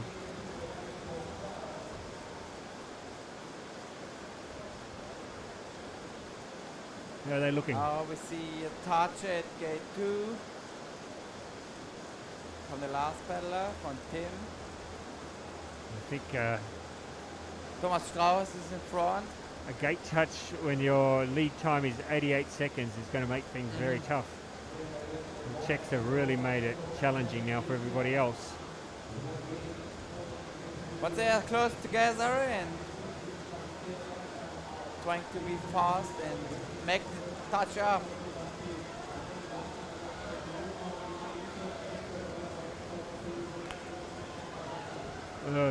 Gate touch unfortunately on 12. And 12 from the first paddler, yeah. Yep.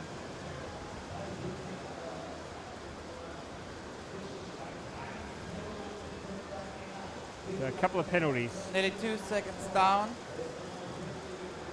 But 2 touches are too much to be in front. A lot of risk in the last upstream from the last paddler. Now to the finish line, it will be just over 90 to second place. Wow, that's with 4 seconds in penalties. That's a very fast raw Fast time, yeah. Ooh, is it ever? Especially in the bottom, they made some time up. We saw the last paddler jumping into the last upstream. Yes, so there you go. There's the lesson you can take away from that is that even with a gate touch, you could still be in the mix here for the gold medal, but because those 2 gate touches for Germany, and they only finished 2.48 seconds behind the Czechs. But will that be enough now for the Germans to hold on and win a medal? They're not going to win gold. They're not going to add to the 3 gold medals that they've already won in the men's under-23 kayak. The Russians now, Dmitry Levasov, Andrei Pospilev and Danny Kudryavtsev. And Germany got an asterisk. So An asterisk next to Germany. The asterisk next to Great Britain has been removed. They're down to 4th now. I think Great Britain had another touch added to their time, didn't they? Yes, they did. Yeah. So Russia is on the way. yes, here we go. The team from Russia looking to go under 90 if they want to be in the mix for a medal, I think. Under 90 is the time they've got to strive for. With 4 more teams still to come.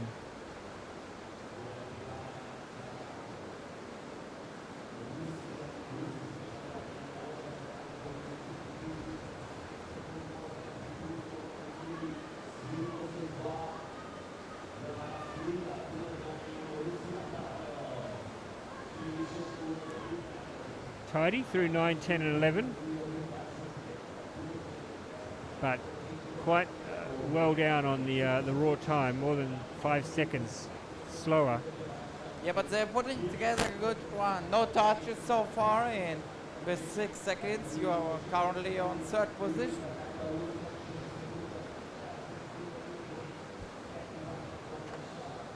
Still clean. Still holding it together. Come on. No, last paddler a bit low in the upstream.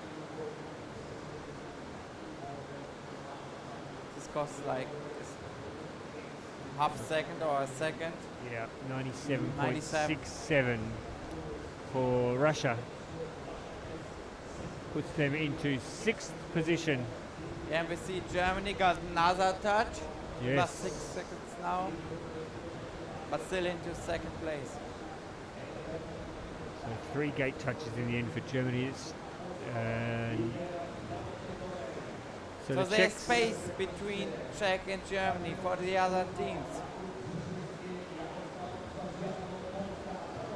so Poland now. Tadeusz Kushno, Jakub Brzezicki and Jaroslav Zaziablo. For Poland, another country that's been going very well, very strong canoeing community. Yeah, many top paddlers. Yeah, and K1 especially men, K1 women. their women paddlers in the last few weeks been very, very good.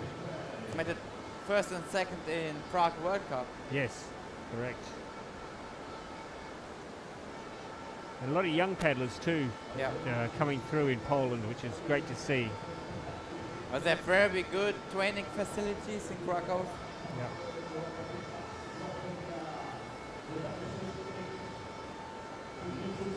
Unfortunately, a touch at gate 2. But the run is really nice so far. 4 seconds down, but they are in charge for medal.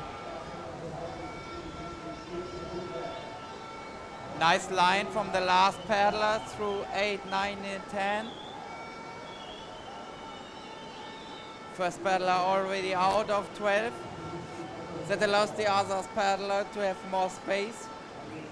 So they'll be around 5 seconds down. 5 seconds. So they're looking now at the moment at around the early 90 seconds, maybe mid 90s, depending how the 3rd paddler's dropped off a little bit here, so it needs to just catch up a little bit. Nice into the last upstream. So they'll be around 95, I think, won't they, when they get... A bit faster. Yeah, 94, yep, 94 seconds, so... And the 3rd. Yep, puts them into 3rd. So 3rd spot with 3 teams to go. Spain, Slovenia and France still to come. We will see a very interesting paddler with the Spanish team, Miguel Travé. Oh yeah. He's, I saw him in Ivrea a couple of years ago at the juniors, I think. He won K1 and C1. K1 and C1, which you don't see happen in the men's very often at all. I think he's doing both here as well. So fast, so exciting. In fact, this Spanish team, this trio, Pau Echinez, Miguel Trave and Manuel Ochia, this is a really strong team. This could be your gold medal team. I expect a lot from them. Yeah, this could be your gold medal team, folks, if they hold it together. At the moment, it's a pretty wide open leaderboard, so a strong performance here from this Spanish trio. If they're as fast as they are on the water as they look on paper,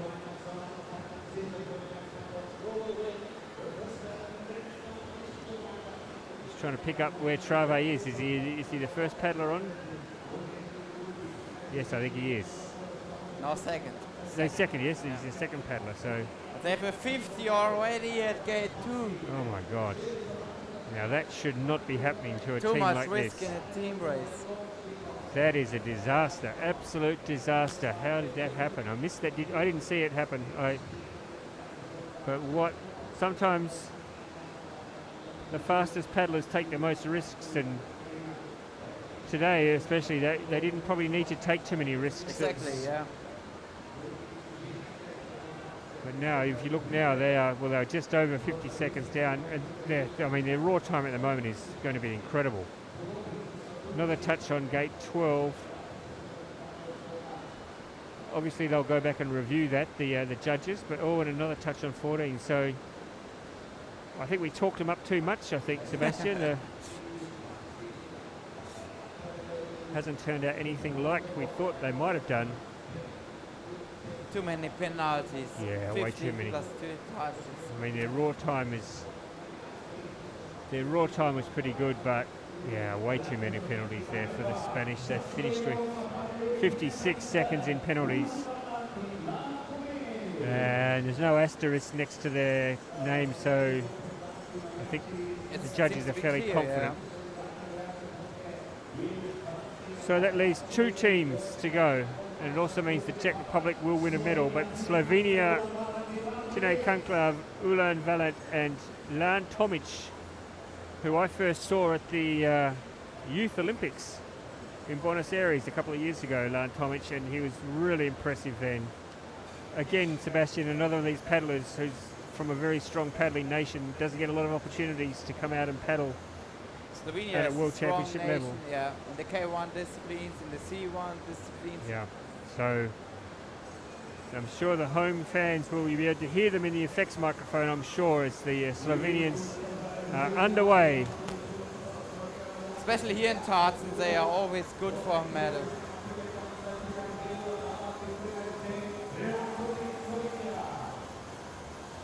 The crowd really getting behind this trio of young Slovenian paddlers, and so far we see the so nice good. technique of Slovenian K1s.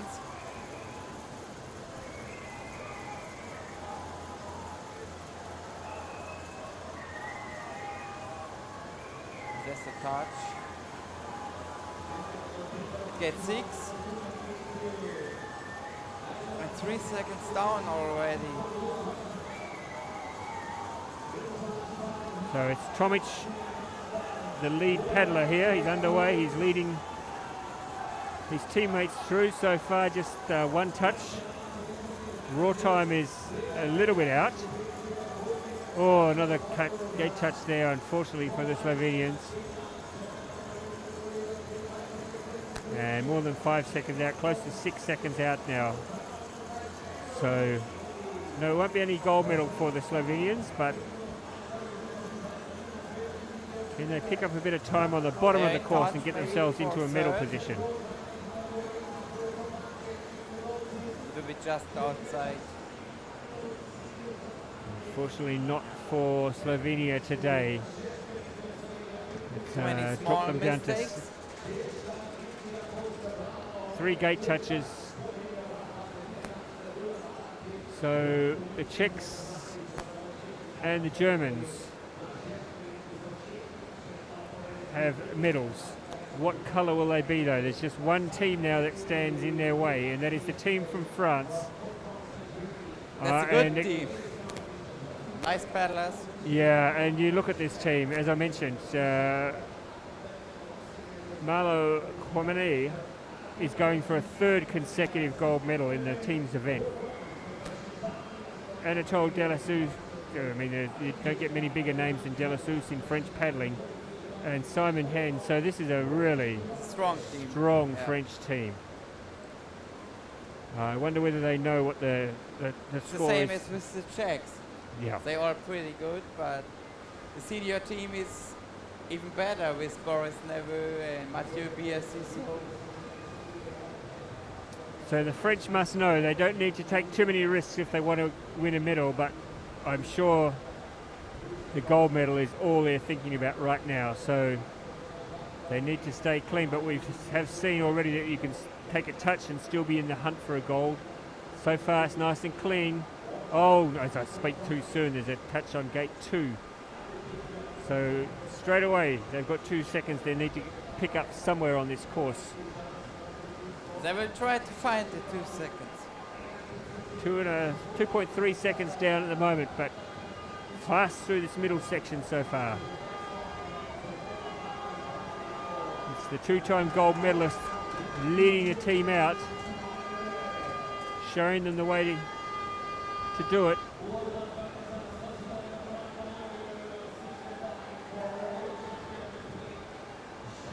Just that 1 touch so far, and they're only 1.45 down, so they're fighting for gold. Good enough, close enough if good enough for the French team. They need a big finish though, they need a huge finish. Some problems from the second paddler, from Anatole. I think unfortunately Another touch there, yeah. So the gold is it gone. won't be gold. Must be It won't be gold. It'll be silver medal for the French team. Silver medal.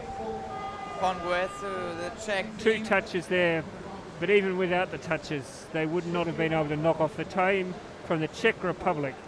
That is a really good run. Now, when you look at it, the only team to go under 90. Yep. One of the only teams, one of 3 teams to go through without any penalties. Yep. Czech, Russia and Brazil. So congratulations to the Czech trio of Jakub Krečky, Jan Barta and Tomáš Zimmer. We said that they looked very strong on paper, and they followed that through with a solid result there. So congratulations to the Czechs on their gold medal, and France picking up the silver, and confirmation there that Germany will take the bronze medal. So we're seeing a good split today with the medals. So far, France, Germany and the Czech Republic each have 1 gold medal today. We hope you're enjoying this coverage of the 2021 ICF Junior and Under 23 Canoe Slalom World Championships, coming to you from Tacen in Ljubljana in Slovenia. Beautiful part of the world. If you've never been to Slovenia, if you've never been to Ljubljana, do yourself a favor. Get down here and have a look. It is a beautiful city, beautiful countryside, mountains, snow in the winter, beautiful hiking in the summer, fantastic paddling areas where you can paddle. It really is a hidden gem. I must say, the first time I ever came here, I was really surprised that I hadn't heard more about this country and more about this city, because it has so much to see and do. Beautiful part of the world in Slovenia. So in just a moment we'll have the men's kayak junior team. We've got a couple of minutes until that gets underway. 16 teams will be in action.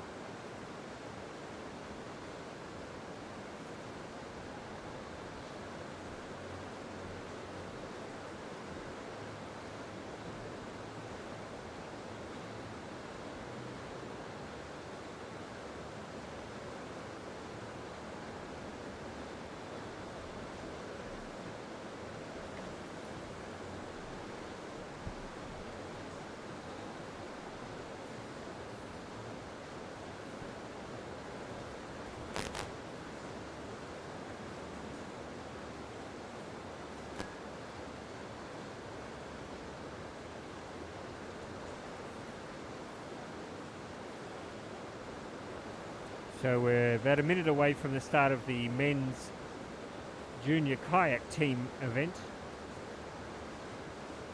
16 teams on the water. Great Britain won this event in 2019, but they're not here to defend the title this year. The GB beat the Czechs with the Germans third. It's the French which have enjoyed this event the most. They've won it 6 times. And Slovenia have won it 4 times.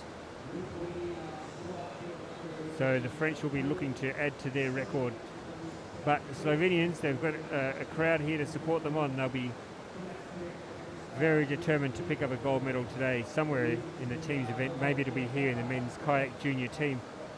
We've got teams from North Macedonia and Romania and Croatia all in action. They'll be the first 3 teams up, and it is so good for our sport, Sebastian, to see countries like North Macedonia, Romania and Croatia sending junior teams along to events. It's good for the future of the sport, isn't it? It's perfect for the sport to see that the sport is developing in more countries and not just the big player countries. I like to see the smaller countries, especially in the junior categories, because that means that comes from the bottom, and that we maybe have some top paddlers in the future. Yes, there's a lot of the established countries, of course. You always expect the Czechs and the Germans and Slovakians and the French to always do well, but to have some of these young teams coming through, and I'm sure they're not expecting to win medals, but just get experience on a course like this one here in Tacen, as we're underway with the team from North Macedonia, Angel Petroshev, Stefan Rybarski and Kosh Ignatov from North Macedonia on the course at the moment.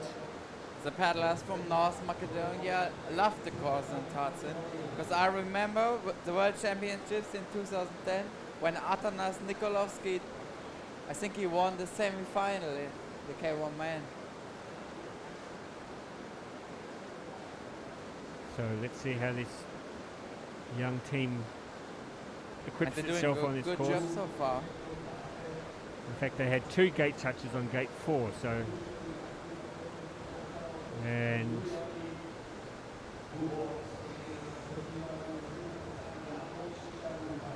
just taking it easy at the moment, just making sure they get through the course.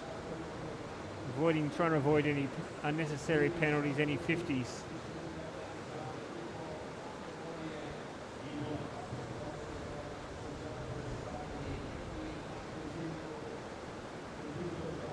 When you're the second or the third paddler, Sebastian, and you come through and you see that the poles are already shaking or rocking, so you know the athlete in front of you has touched the pole, what sort of an effect does that have on you?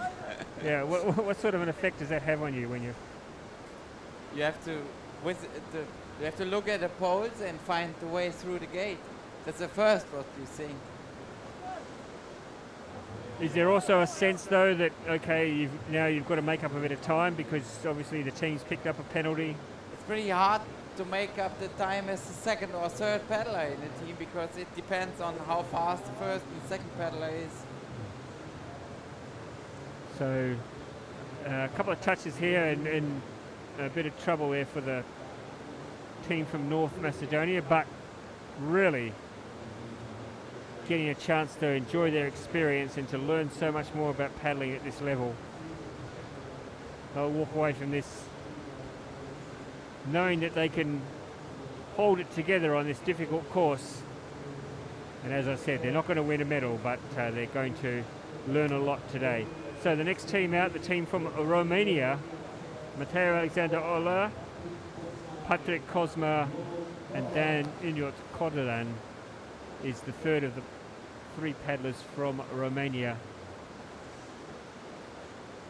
Very strong nation in canoe sprint, Romania, but canoe slalom is not an area where they've excelled over the years. Maybe this is the start of a new generation. This is the start of a new era for Romanian canoe slalom paddling.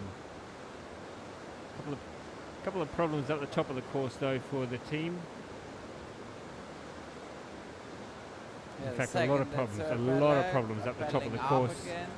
A couple of the paddlers having to go back and redo a gate. So, yeah, they're having some trouble, but they're soldiering on at the moment.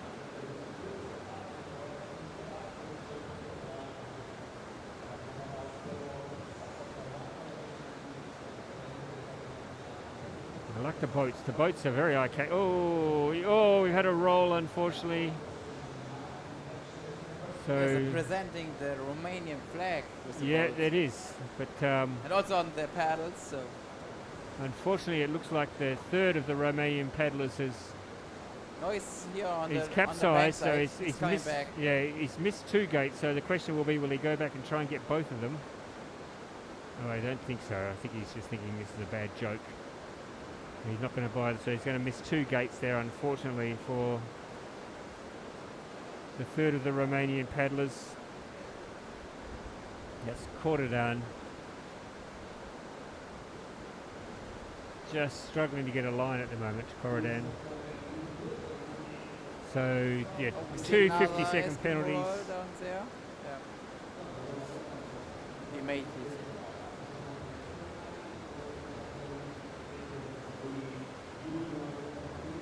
Yeah, he lost it. He rolled ahead of the gate 6, was it, I think, and then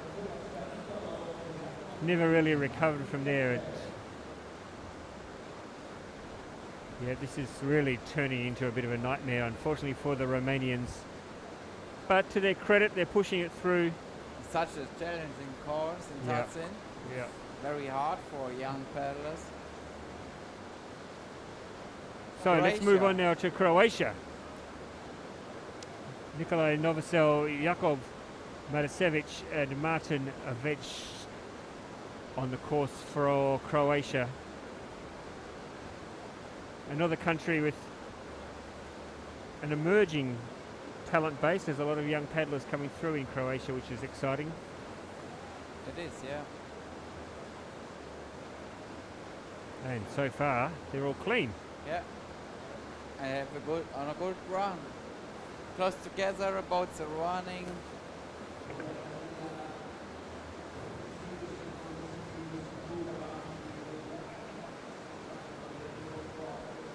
They stay clean. But it's It's a nice run so it is a far. nice run. It's nice and tidy. It's not super fast, but it's tidy.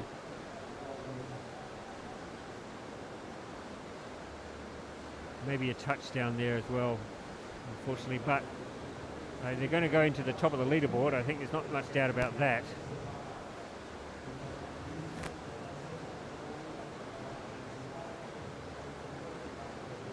It's really spread out though, so just losing a bit of time as they wait for the paddlers, the rest of the paddlers to come through.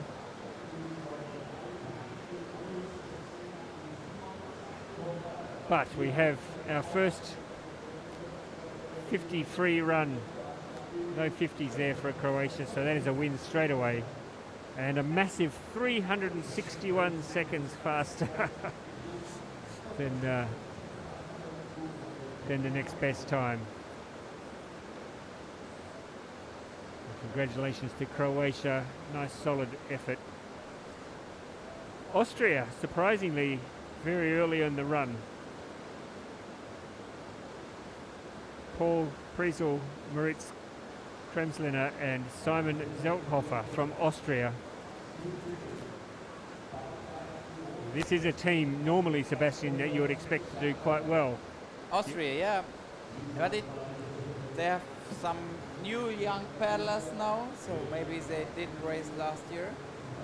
And I think a lot of the Austrians train here, don't they? It's not far for them to come to train in... You live in Klagenfurt area, which is just 60 kilometers from here. So. Yeah, so, oh, there's a big touch there.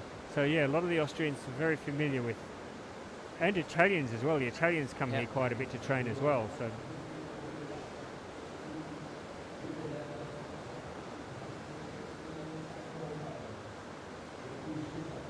So one early touch there on gate 2, but other than that, it's been solid from the Austrians.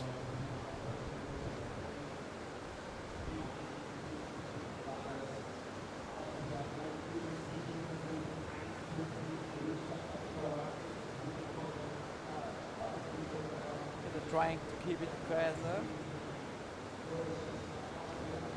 Another touch on 8. So I think the time here is obviously going to be the quickest so far, unless something dramatic happens at the bottom end of the course. But we saw a lot of drama at the bottom. Well, we today, sure did. So We sure did.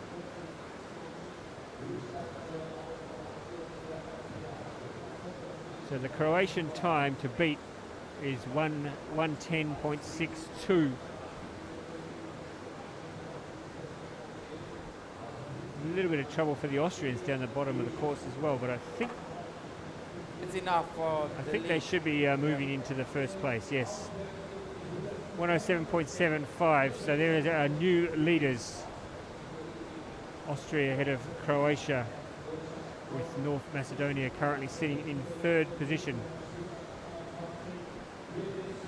There are 16 teams altogether in this men's junior K1 event. This will be the last event of this session before we break for lunch.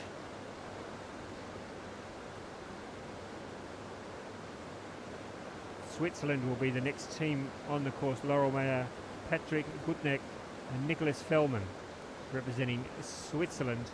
If you're just joining us, we've already had today the women's under 23 teams event.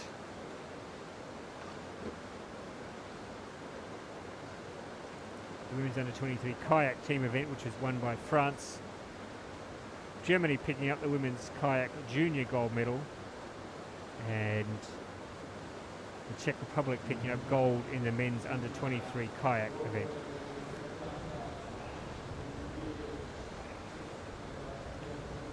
I mentioned before this started, in 2019 Team GB won the gold medal in this, but they are not sent a team for this event, so we'll have a new reigning gold medalist after this event today. Is the Swiss.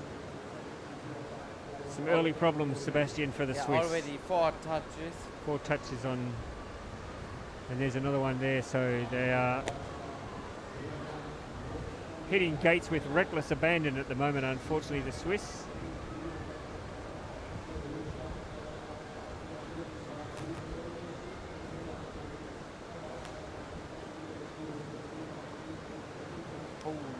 He missed the gate. Yeah, they've made a mess of that. Both of them. They've made a mess of that as well, so yes, I mean they'll go back and save them, but the time spent having to go back, 2 paddlers having to go back and they're do that 16 seconds down to Austria. So no medal for the Swiss today, unfortunately.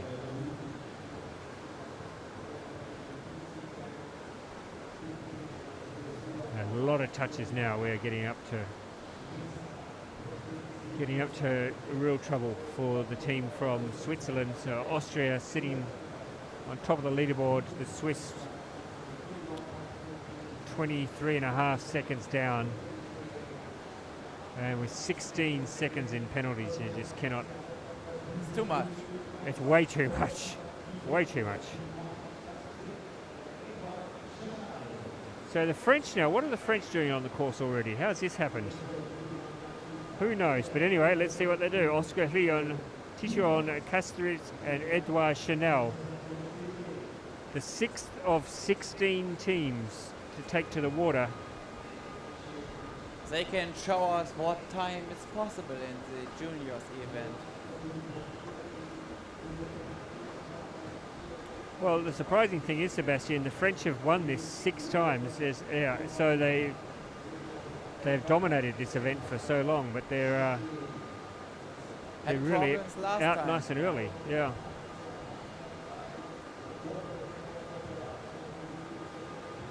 Really nice start from the French team. No touches. Looking good so far. Yep. Really good nice strong one. line, nice and fast. And no touches. And everything looks good controlled.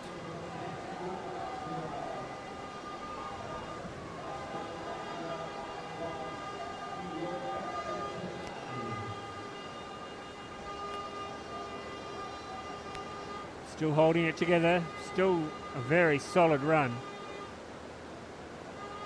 1 touch on gate 7. They've But found. 8 seconds up. So. Wow, yep. This is going to be the time to beat for the remainder of the field, unless something dramatic happens. But this is looking like it's going to be a very good time. Out of the last gate. 94, 95.6. Yeah, that's a nice time. Another touch, 97. Oh, a late touch. I wonder whether that will be crucial in the end, that late touch on gate 17. But still, it's a really nice time. Yeah, the winning time for the under 23 was 88 and a half, so that's 10 seconds slower. Would you normally expect 10 seconds difference between the under 23s and the juniors? Maybe between 5 and 7 for the best time. But they had 2 touches, so... Yeah. So well and truly out there on top of the leaderboard, 10 seconds to the better of the next best team, with Lithuania now, Gustas Malakauskas, Rimantas Pompeiutas and Augustus Drasduskas on the course. We didn't see a clean run so far. No, we haven't. In fact, the best run was from the Croatians with just 2 touches. So no clean runs yet. A lot of teams to come though. Lithuania now underway. Ooh. Yep, they're okay. Oh no, the second paddler I think has missed the second gate, or did he get it? He may have to go back, I think. Now all 3 are through. He's okay. He's okay. So the Lithuanians spread out at the moment, but no errors yet. There was a 2-second touch in gate 2 and gate 4. So a few penalties slipping in now.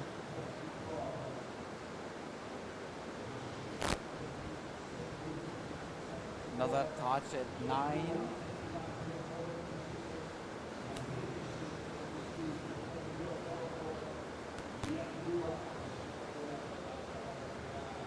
Oh, another one, another touch, and oh, I think he's missed the gate, has he? No, he's saved himself. He saved himself, the third paddler from Lithuania.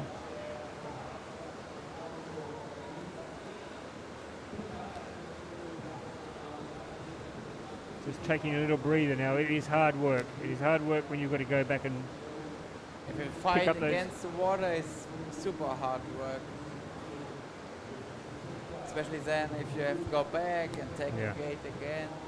Oh, another touch. So they're really racking up the penalties here, unfortunately, for Lithuania. You can see there down the side there of your screen. Paddler is going up again to 14. Yeah. So what you can see there, the number on the left-hand side is the gate number, and then next to it is the penalties. So for the team events, if 2 athletes touch a gate, you'd have plus 4 seconds. But here it's just been 1 athlete, or actually gate 13, they all managed to touch it.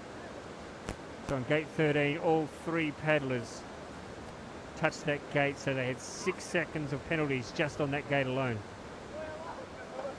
for the team from Lithuania.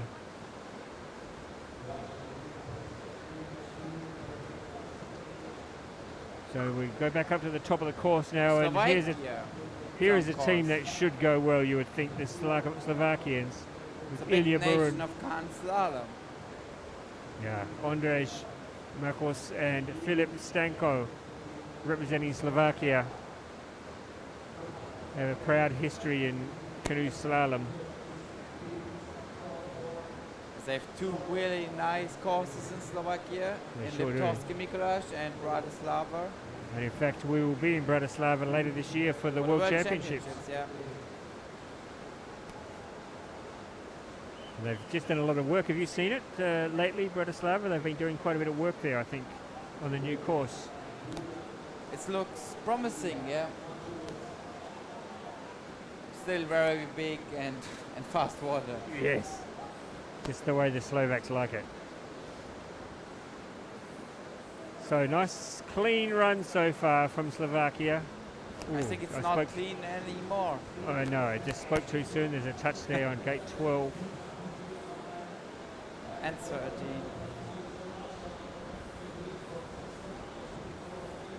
And 14. So 3 gates in a row There's been touches, so the Second bottom half, place at the finish. yeah, bottom half of the 98. race, unfortunately, not 99 going. into second. So look at that with the 3 touches, 6 seconds in penalties, puts them into second spot behind France. France had 2 touches, the Slovaks had 3. Now the Russians are about to entertain us. Igor Smirnov, Ivan Kozlov and Konstantin Kazakov from Russia. Russia has had a team in all the events so far today. They've been very competitive. Could this be the event where they break through to win a medal today? The time that they'll be looking to beat, 97.69, set by the French. They have to stay clean if they want to have a medal, I think. Yes, you'd think if anyone can manage to stay clean, they're well and truly going to be in the mix, the way things are going. They're underway, the Russians. Nice fast start. Paddling at 1,000,000 miles an hour. Good start to the run. Really, really good start. Smooth paddling. Nice line. First one into 6, second one close behind. You can see a nice space between the paddlers. Everybody can paddle all the time. Boats are moving, no stopping. And clean so far. Oh Really no, clean. there's a touch again too. I didn't see.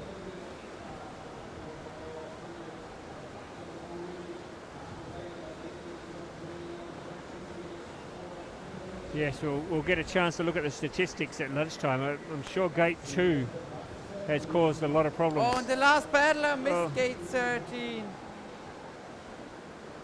He didn't waste a lot of time though. He got back there pretty quick.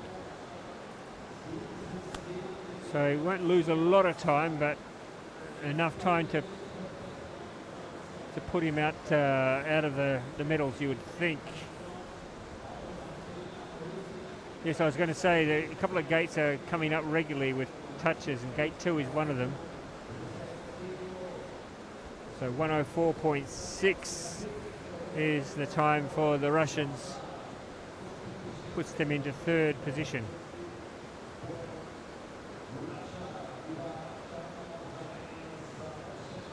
The next team on the course will be the team from Poland. Michał Kiaglo, Mikołaj Mastalski and Jan Piprek will be representing Poland. Again, another country that we would expect to do well, and the way the leaderboard is looking at the moment, a big opportunity for one of these mid-ranking teams to come through and lock themselves away a medal possibly. As Sebastian said, staying clean would be the first challenge. If you can stay clean, then you're going to be in the mix well and truly for a medal, because nobody's managed to do it yet. In fact, the best anyone's done is 2 touches. So the polls are underway. The horns are blaring. The crowd is here to support them.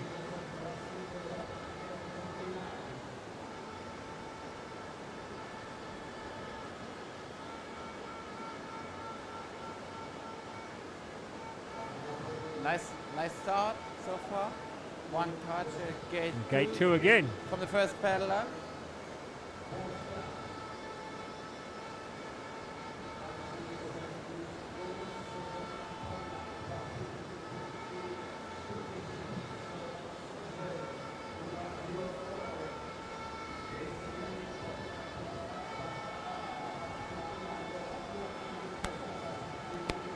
Another touch at gate 7 and 8.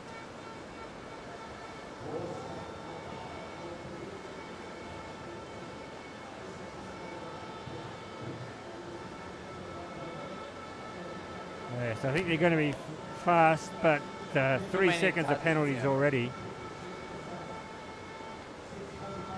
They're going to be around the right raw time. 8 seconds of penalty. Yeah, look at that. 10. Oh my goodness. Yep. Good time, but too many touches. Yeah. In fact, a very good raw time. But yes, there are all those touches there. 10 seconds in penalties. You take that off and you're looking at a time around 94, which would be pretty close to a medal, you'd think. But coulda, shoulda, woulda, as they say. Now, could this be the race that the locals can celebrate a gold medal? This is the team from Slovenia, Jan Lopnica, Urban Gacek and Jakub Savli, representing Slovenia on their home course here in front of their home fans. You can hear my friend, the course commentator, who's just sitting right next to us. They always raises the excitement level by a couple of octaves when the Slovenians are on the course, and you'll hear them. Now they're underway. They're going to get excited in a moment because we would see if they can use their home advantage now. Yeah. They would know, would they, Sebastian, that the times haven't been that great so far? The first 2 times are good, but not also with 2 or 3 touches. So there's space for a better time.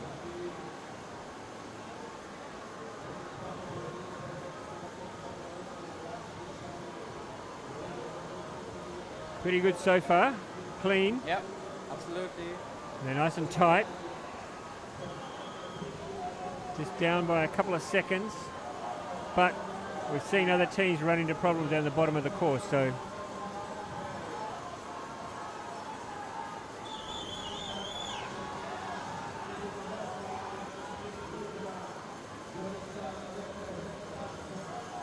I think this is going to be a very competitive time.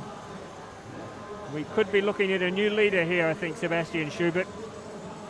1.4 seconds down. The bottom of the course, though, there is time that can be made up down here at the bottom of the course. They did it nicely. Oh, there's another touch at gate 10. Yeah, gate 10.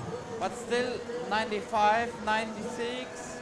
Oh, close. just outside. Just outside. Oh, yeah. my goodness, those 2 touches. 97.97. Just 0.28 of a second behind the team time set by France. Frustrating for the Slovenians. They had 2 gate touches, the same as France, so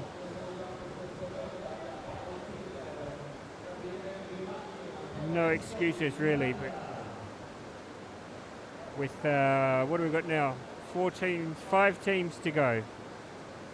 The Italians, Paul Turler, Gabriele Grimondi, Matteo Pastoni will be the next team on the course.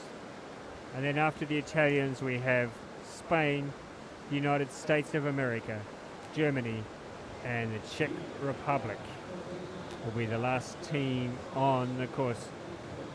So I mentioned the Italians, I mentioned that they often train here at Tacen. I'm not sure whether these young juniors get much of a chance to paddle here at Tacen, but let's see how they go. I think it depends from which area in Italy they are.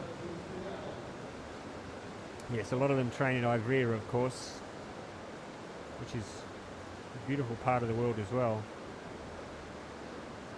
They had 1 touch at the top, at gate 4, I think.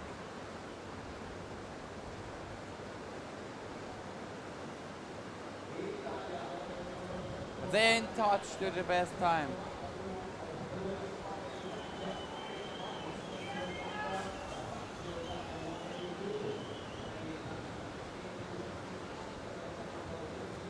Really good through the middle part of the course here, so even with that touch, they are going to be, ooh, yes, they're the quickest so far, but maybe there was another touch there. Yeah, yes, yeah. in fact, 2 of them. Touches. 2 of them touched gate 12. Ah, seriously, bad luck, boys. But let's see if you can get yourselves in a medal position at least. Oh, another big touch. The last gate. that's disappointing. Gate 10's pending as well, so unfortunately for the Italians, it looks so promising there in the middle of the course. Yep. Good start. But they've blown out. But they're down to place 7. Yeah. It's 14 seconds of penalty. Too much. 14 seconds and with an asterisk, so it could even end up worse than that. Unfortunately for the Italians. Rightio, let's turn into the Spanish now. Manuel Contreras, Haritz Azanza and Mario Ostero. For Spain,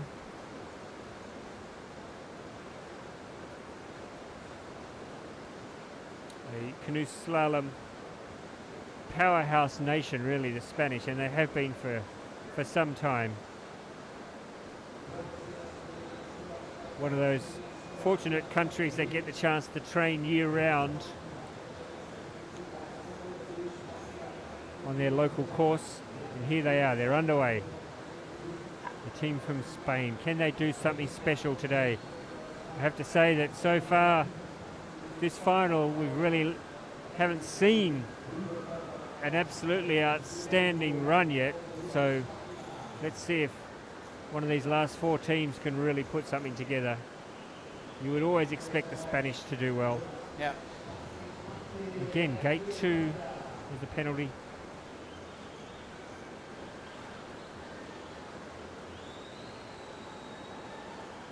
But they're nice and close together. 2 touches already. Yeah.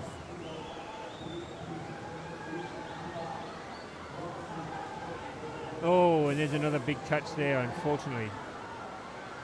So that's 3 touches already, and oh, nearly went up on the rock as well.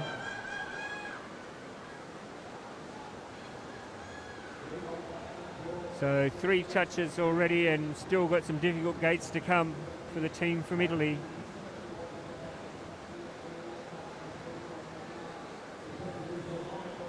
This is going to be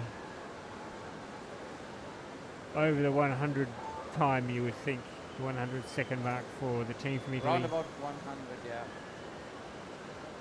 A bit slower.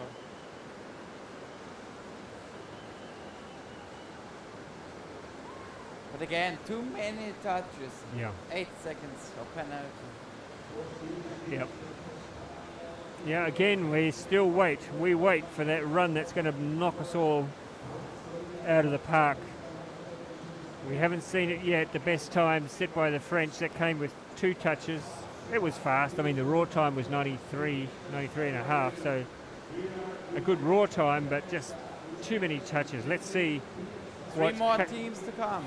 Kaylin Friedensen, James Long, and Davis Young from the United States of America. This would be something to behold if the Americans can come out and knock off the Europeans. It will be a nice surprise.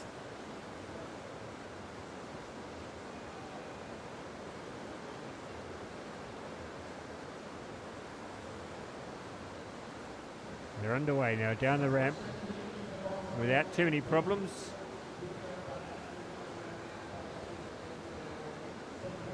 Can they manage a clean gate too? Yes.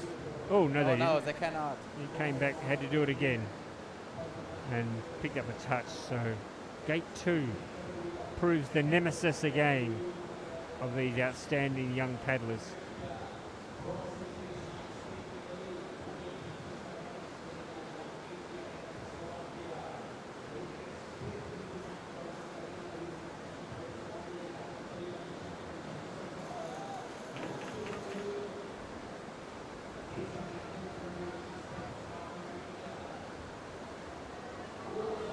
I think if my memory serves me correct, young Friedensen, Kaylin Friedensen was in the extreme slalom and lost his paddle.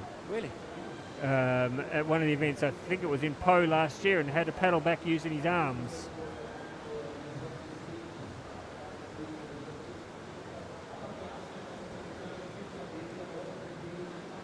So a couple of touches for the American team. A few more, yeah.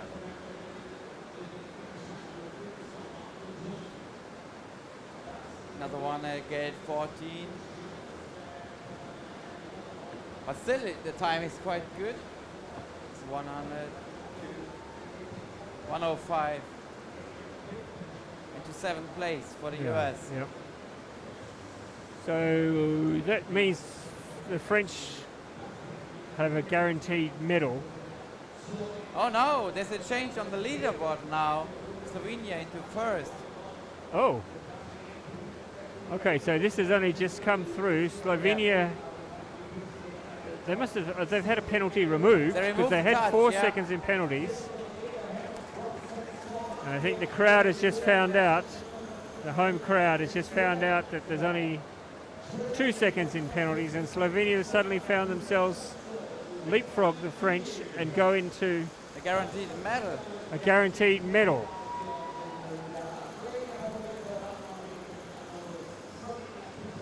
Slovenia, France, and Slovakia. And Germany is on its way. The Germans, Martin Konrad, Christian Stanzel, and Benjamin Kreis are on the course. Just the Germans and the Czechs to come.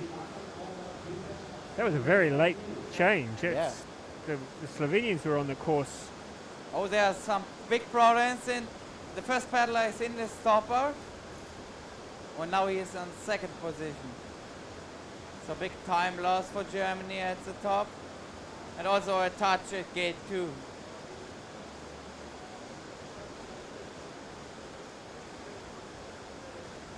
So the Germans, who would have been one of the favourites for the gold here. But the start wasn't good. 4 seconds down already.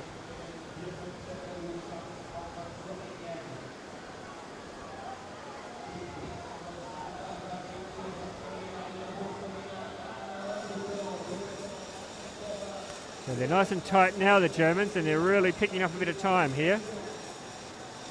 Just showing their pedigree. Still very close if they can finish off tight. If they can finish off clean, they are going to be very close here. Oh, drama! What's the first paddler doing down there? Oh, gone the wrong way again. Oh my goodness. And a touch on gate 13, so... Not enough, no.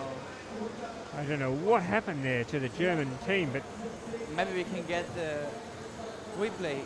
Just misjudged that gate, I think, by look at things. Yeah. So the Germans will not win a medal. They will not win a medal. They've currently sitting in 4th. So that means... Slovenia is still in the 4th position. Just the Czech team stand behind the home team winning a gold medal or a silver. It'll be Martin Rudifer, Maciej Novak, and Jakub Racic from the Czech Republic. Jakub Racic was part of the Czech team which won silver medal in 2019.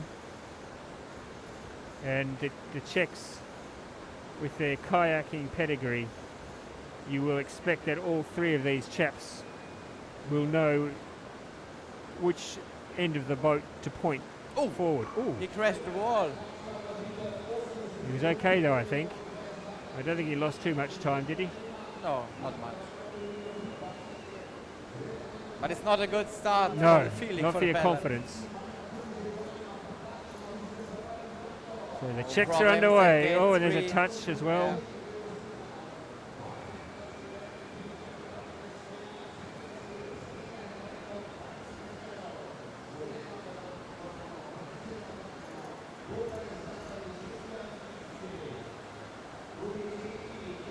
Another touch at gate 5, but just 2 seconds off.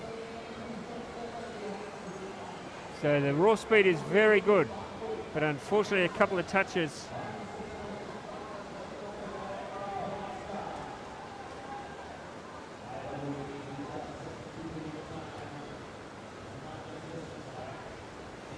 Oh, a little bit of a mess up there as well, unfortunately. Oh, he's had to go very deep there, Mrazek, because his teammate was blocking the way a little bit.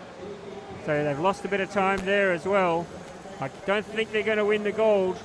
It's going to be a hometown victory, I think, for this team from Slovenia.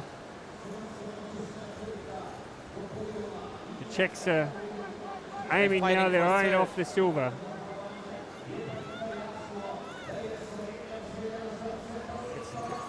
Yep, it's gold for Slovenia. Congratulations to Slovenia. The Czechs again, too many penalties, 2 touches there. But into third place. Takes them into third. So congratulations to Slovenia. As we mentioned, there was they had 4 seconds in penalties, but the judges went back and examined it and realised that there was only 2 seconds, so they leapfrogged France into the top position, and that gives them the gold medal to Slovenia. The combination of Jan Loknike, Urban Gacek and Jakub Savli take the gold. France take the silver, and the Czech Republic take the bronze. And Sebastian, no clean runs No clean there at all. runs, but still a pretty close race. Just 3.5 seconds between top 4 teams. Yeah. It's nice to see. And what else has been nice is that we've had 4 different countries win gold medals today already. And good for the home countries that they got a gold medal in the junior K1 man. For sure. So that's it for this morning's session. My thanks to Sebastian Schubert for joining us in commentary and bringing your expertise. I think we're due to start up again at 3:15 local time. So we're about an hour and 15 minutes, and we'll be back with the men's canoe under 23 team. Thank you for your company this morning. Goodbye. See you again soon. Thanks, Sebastian.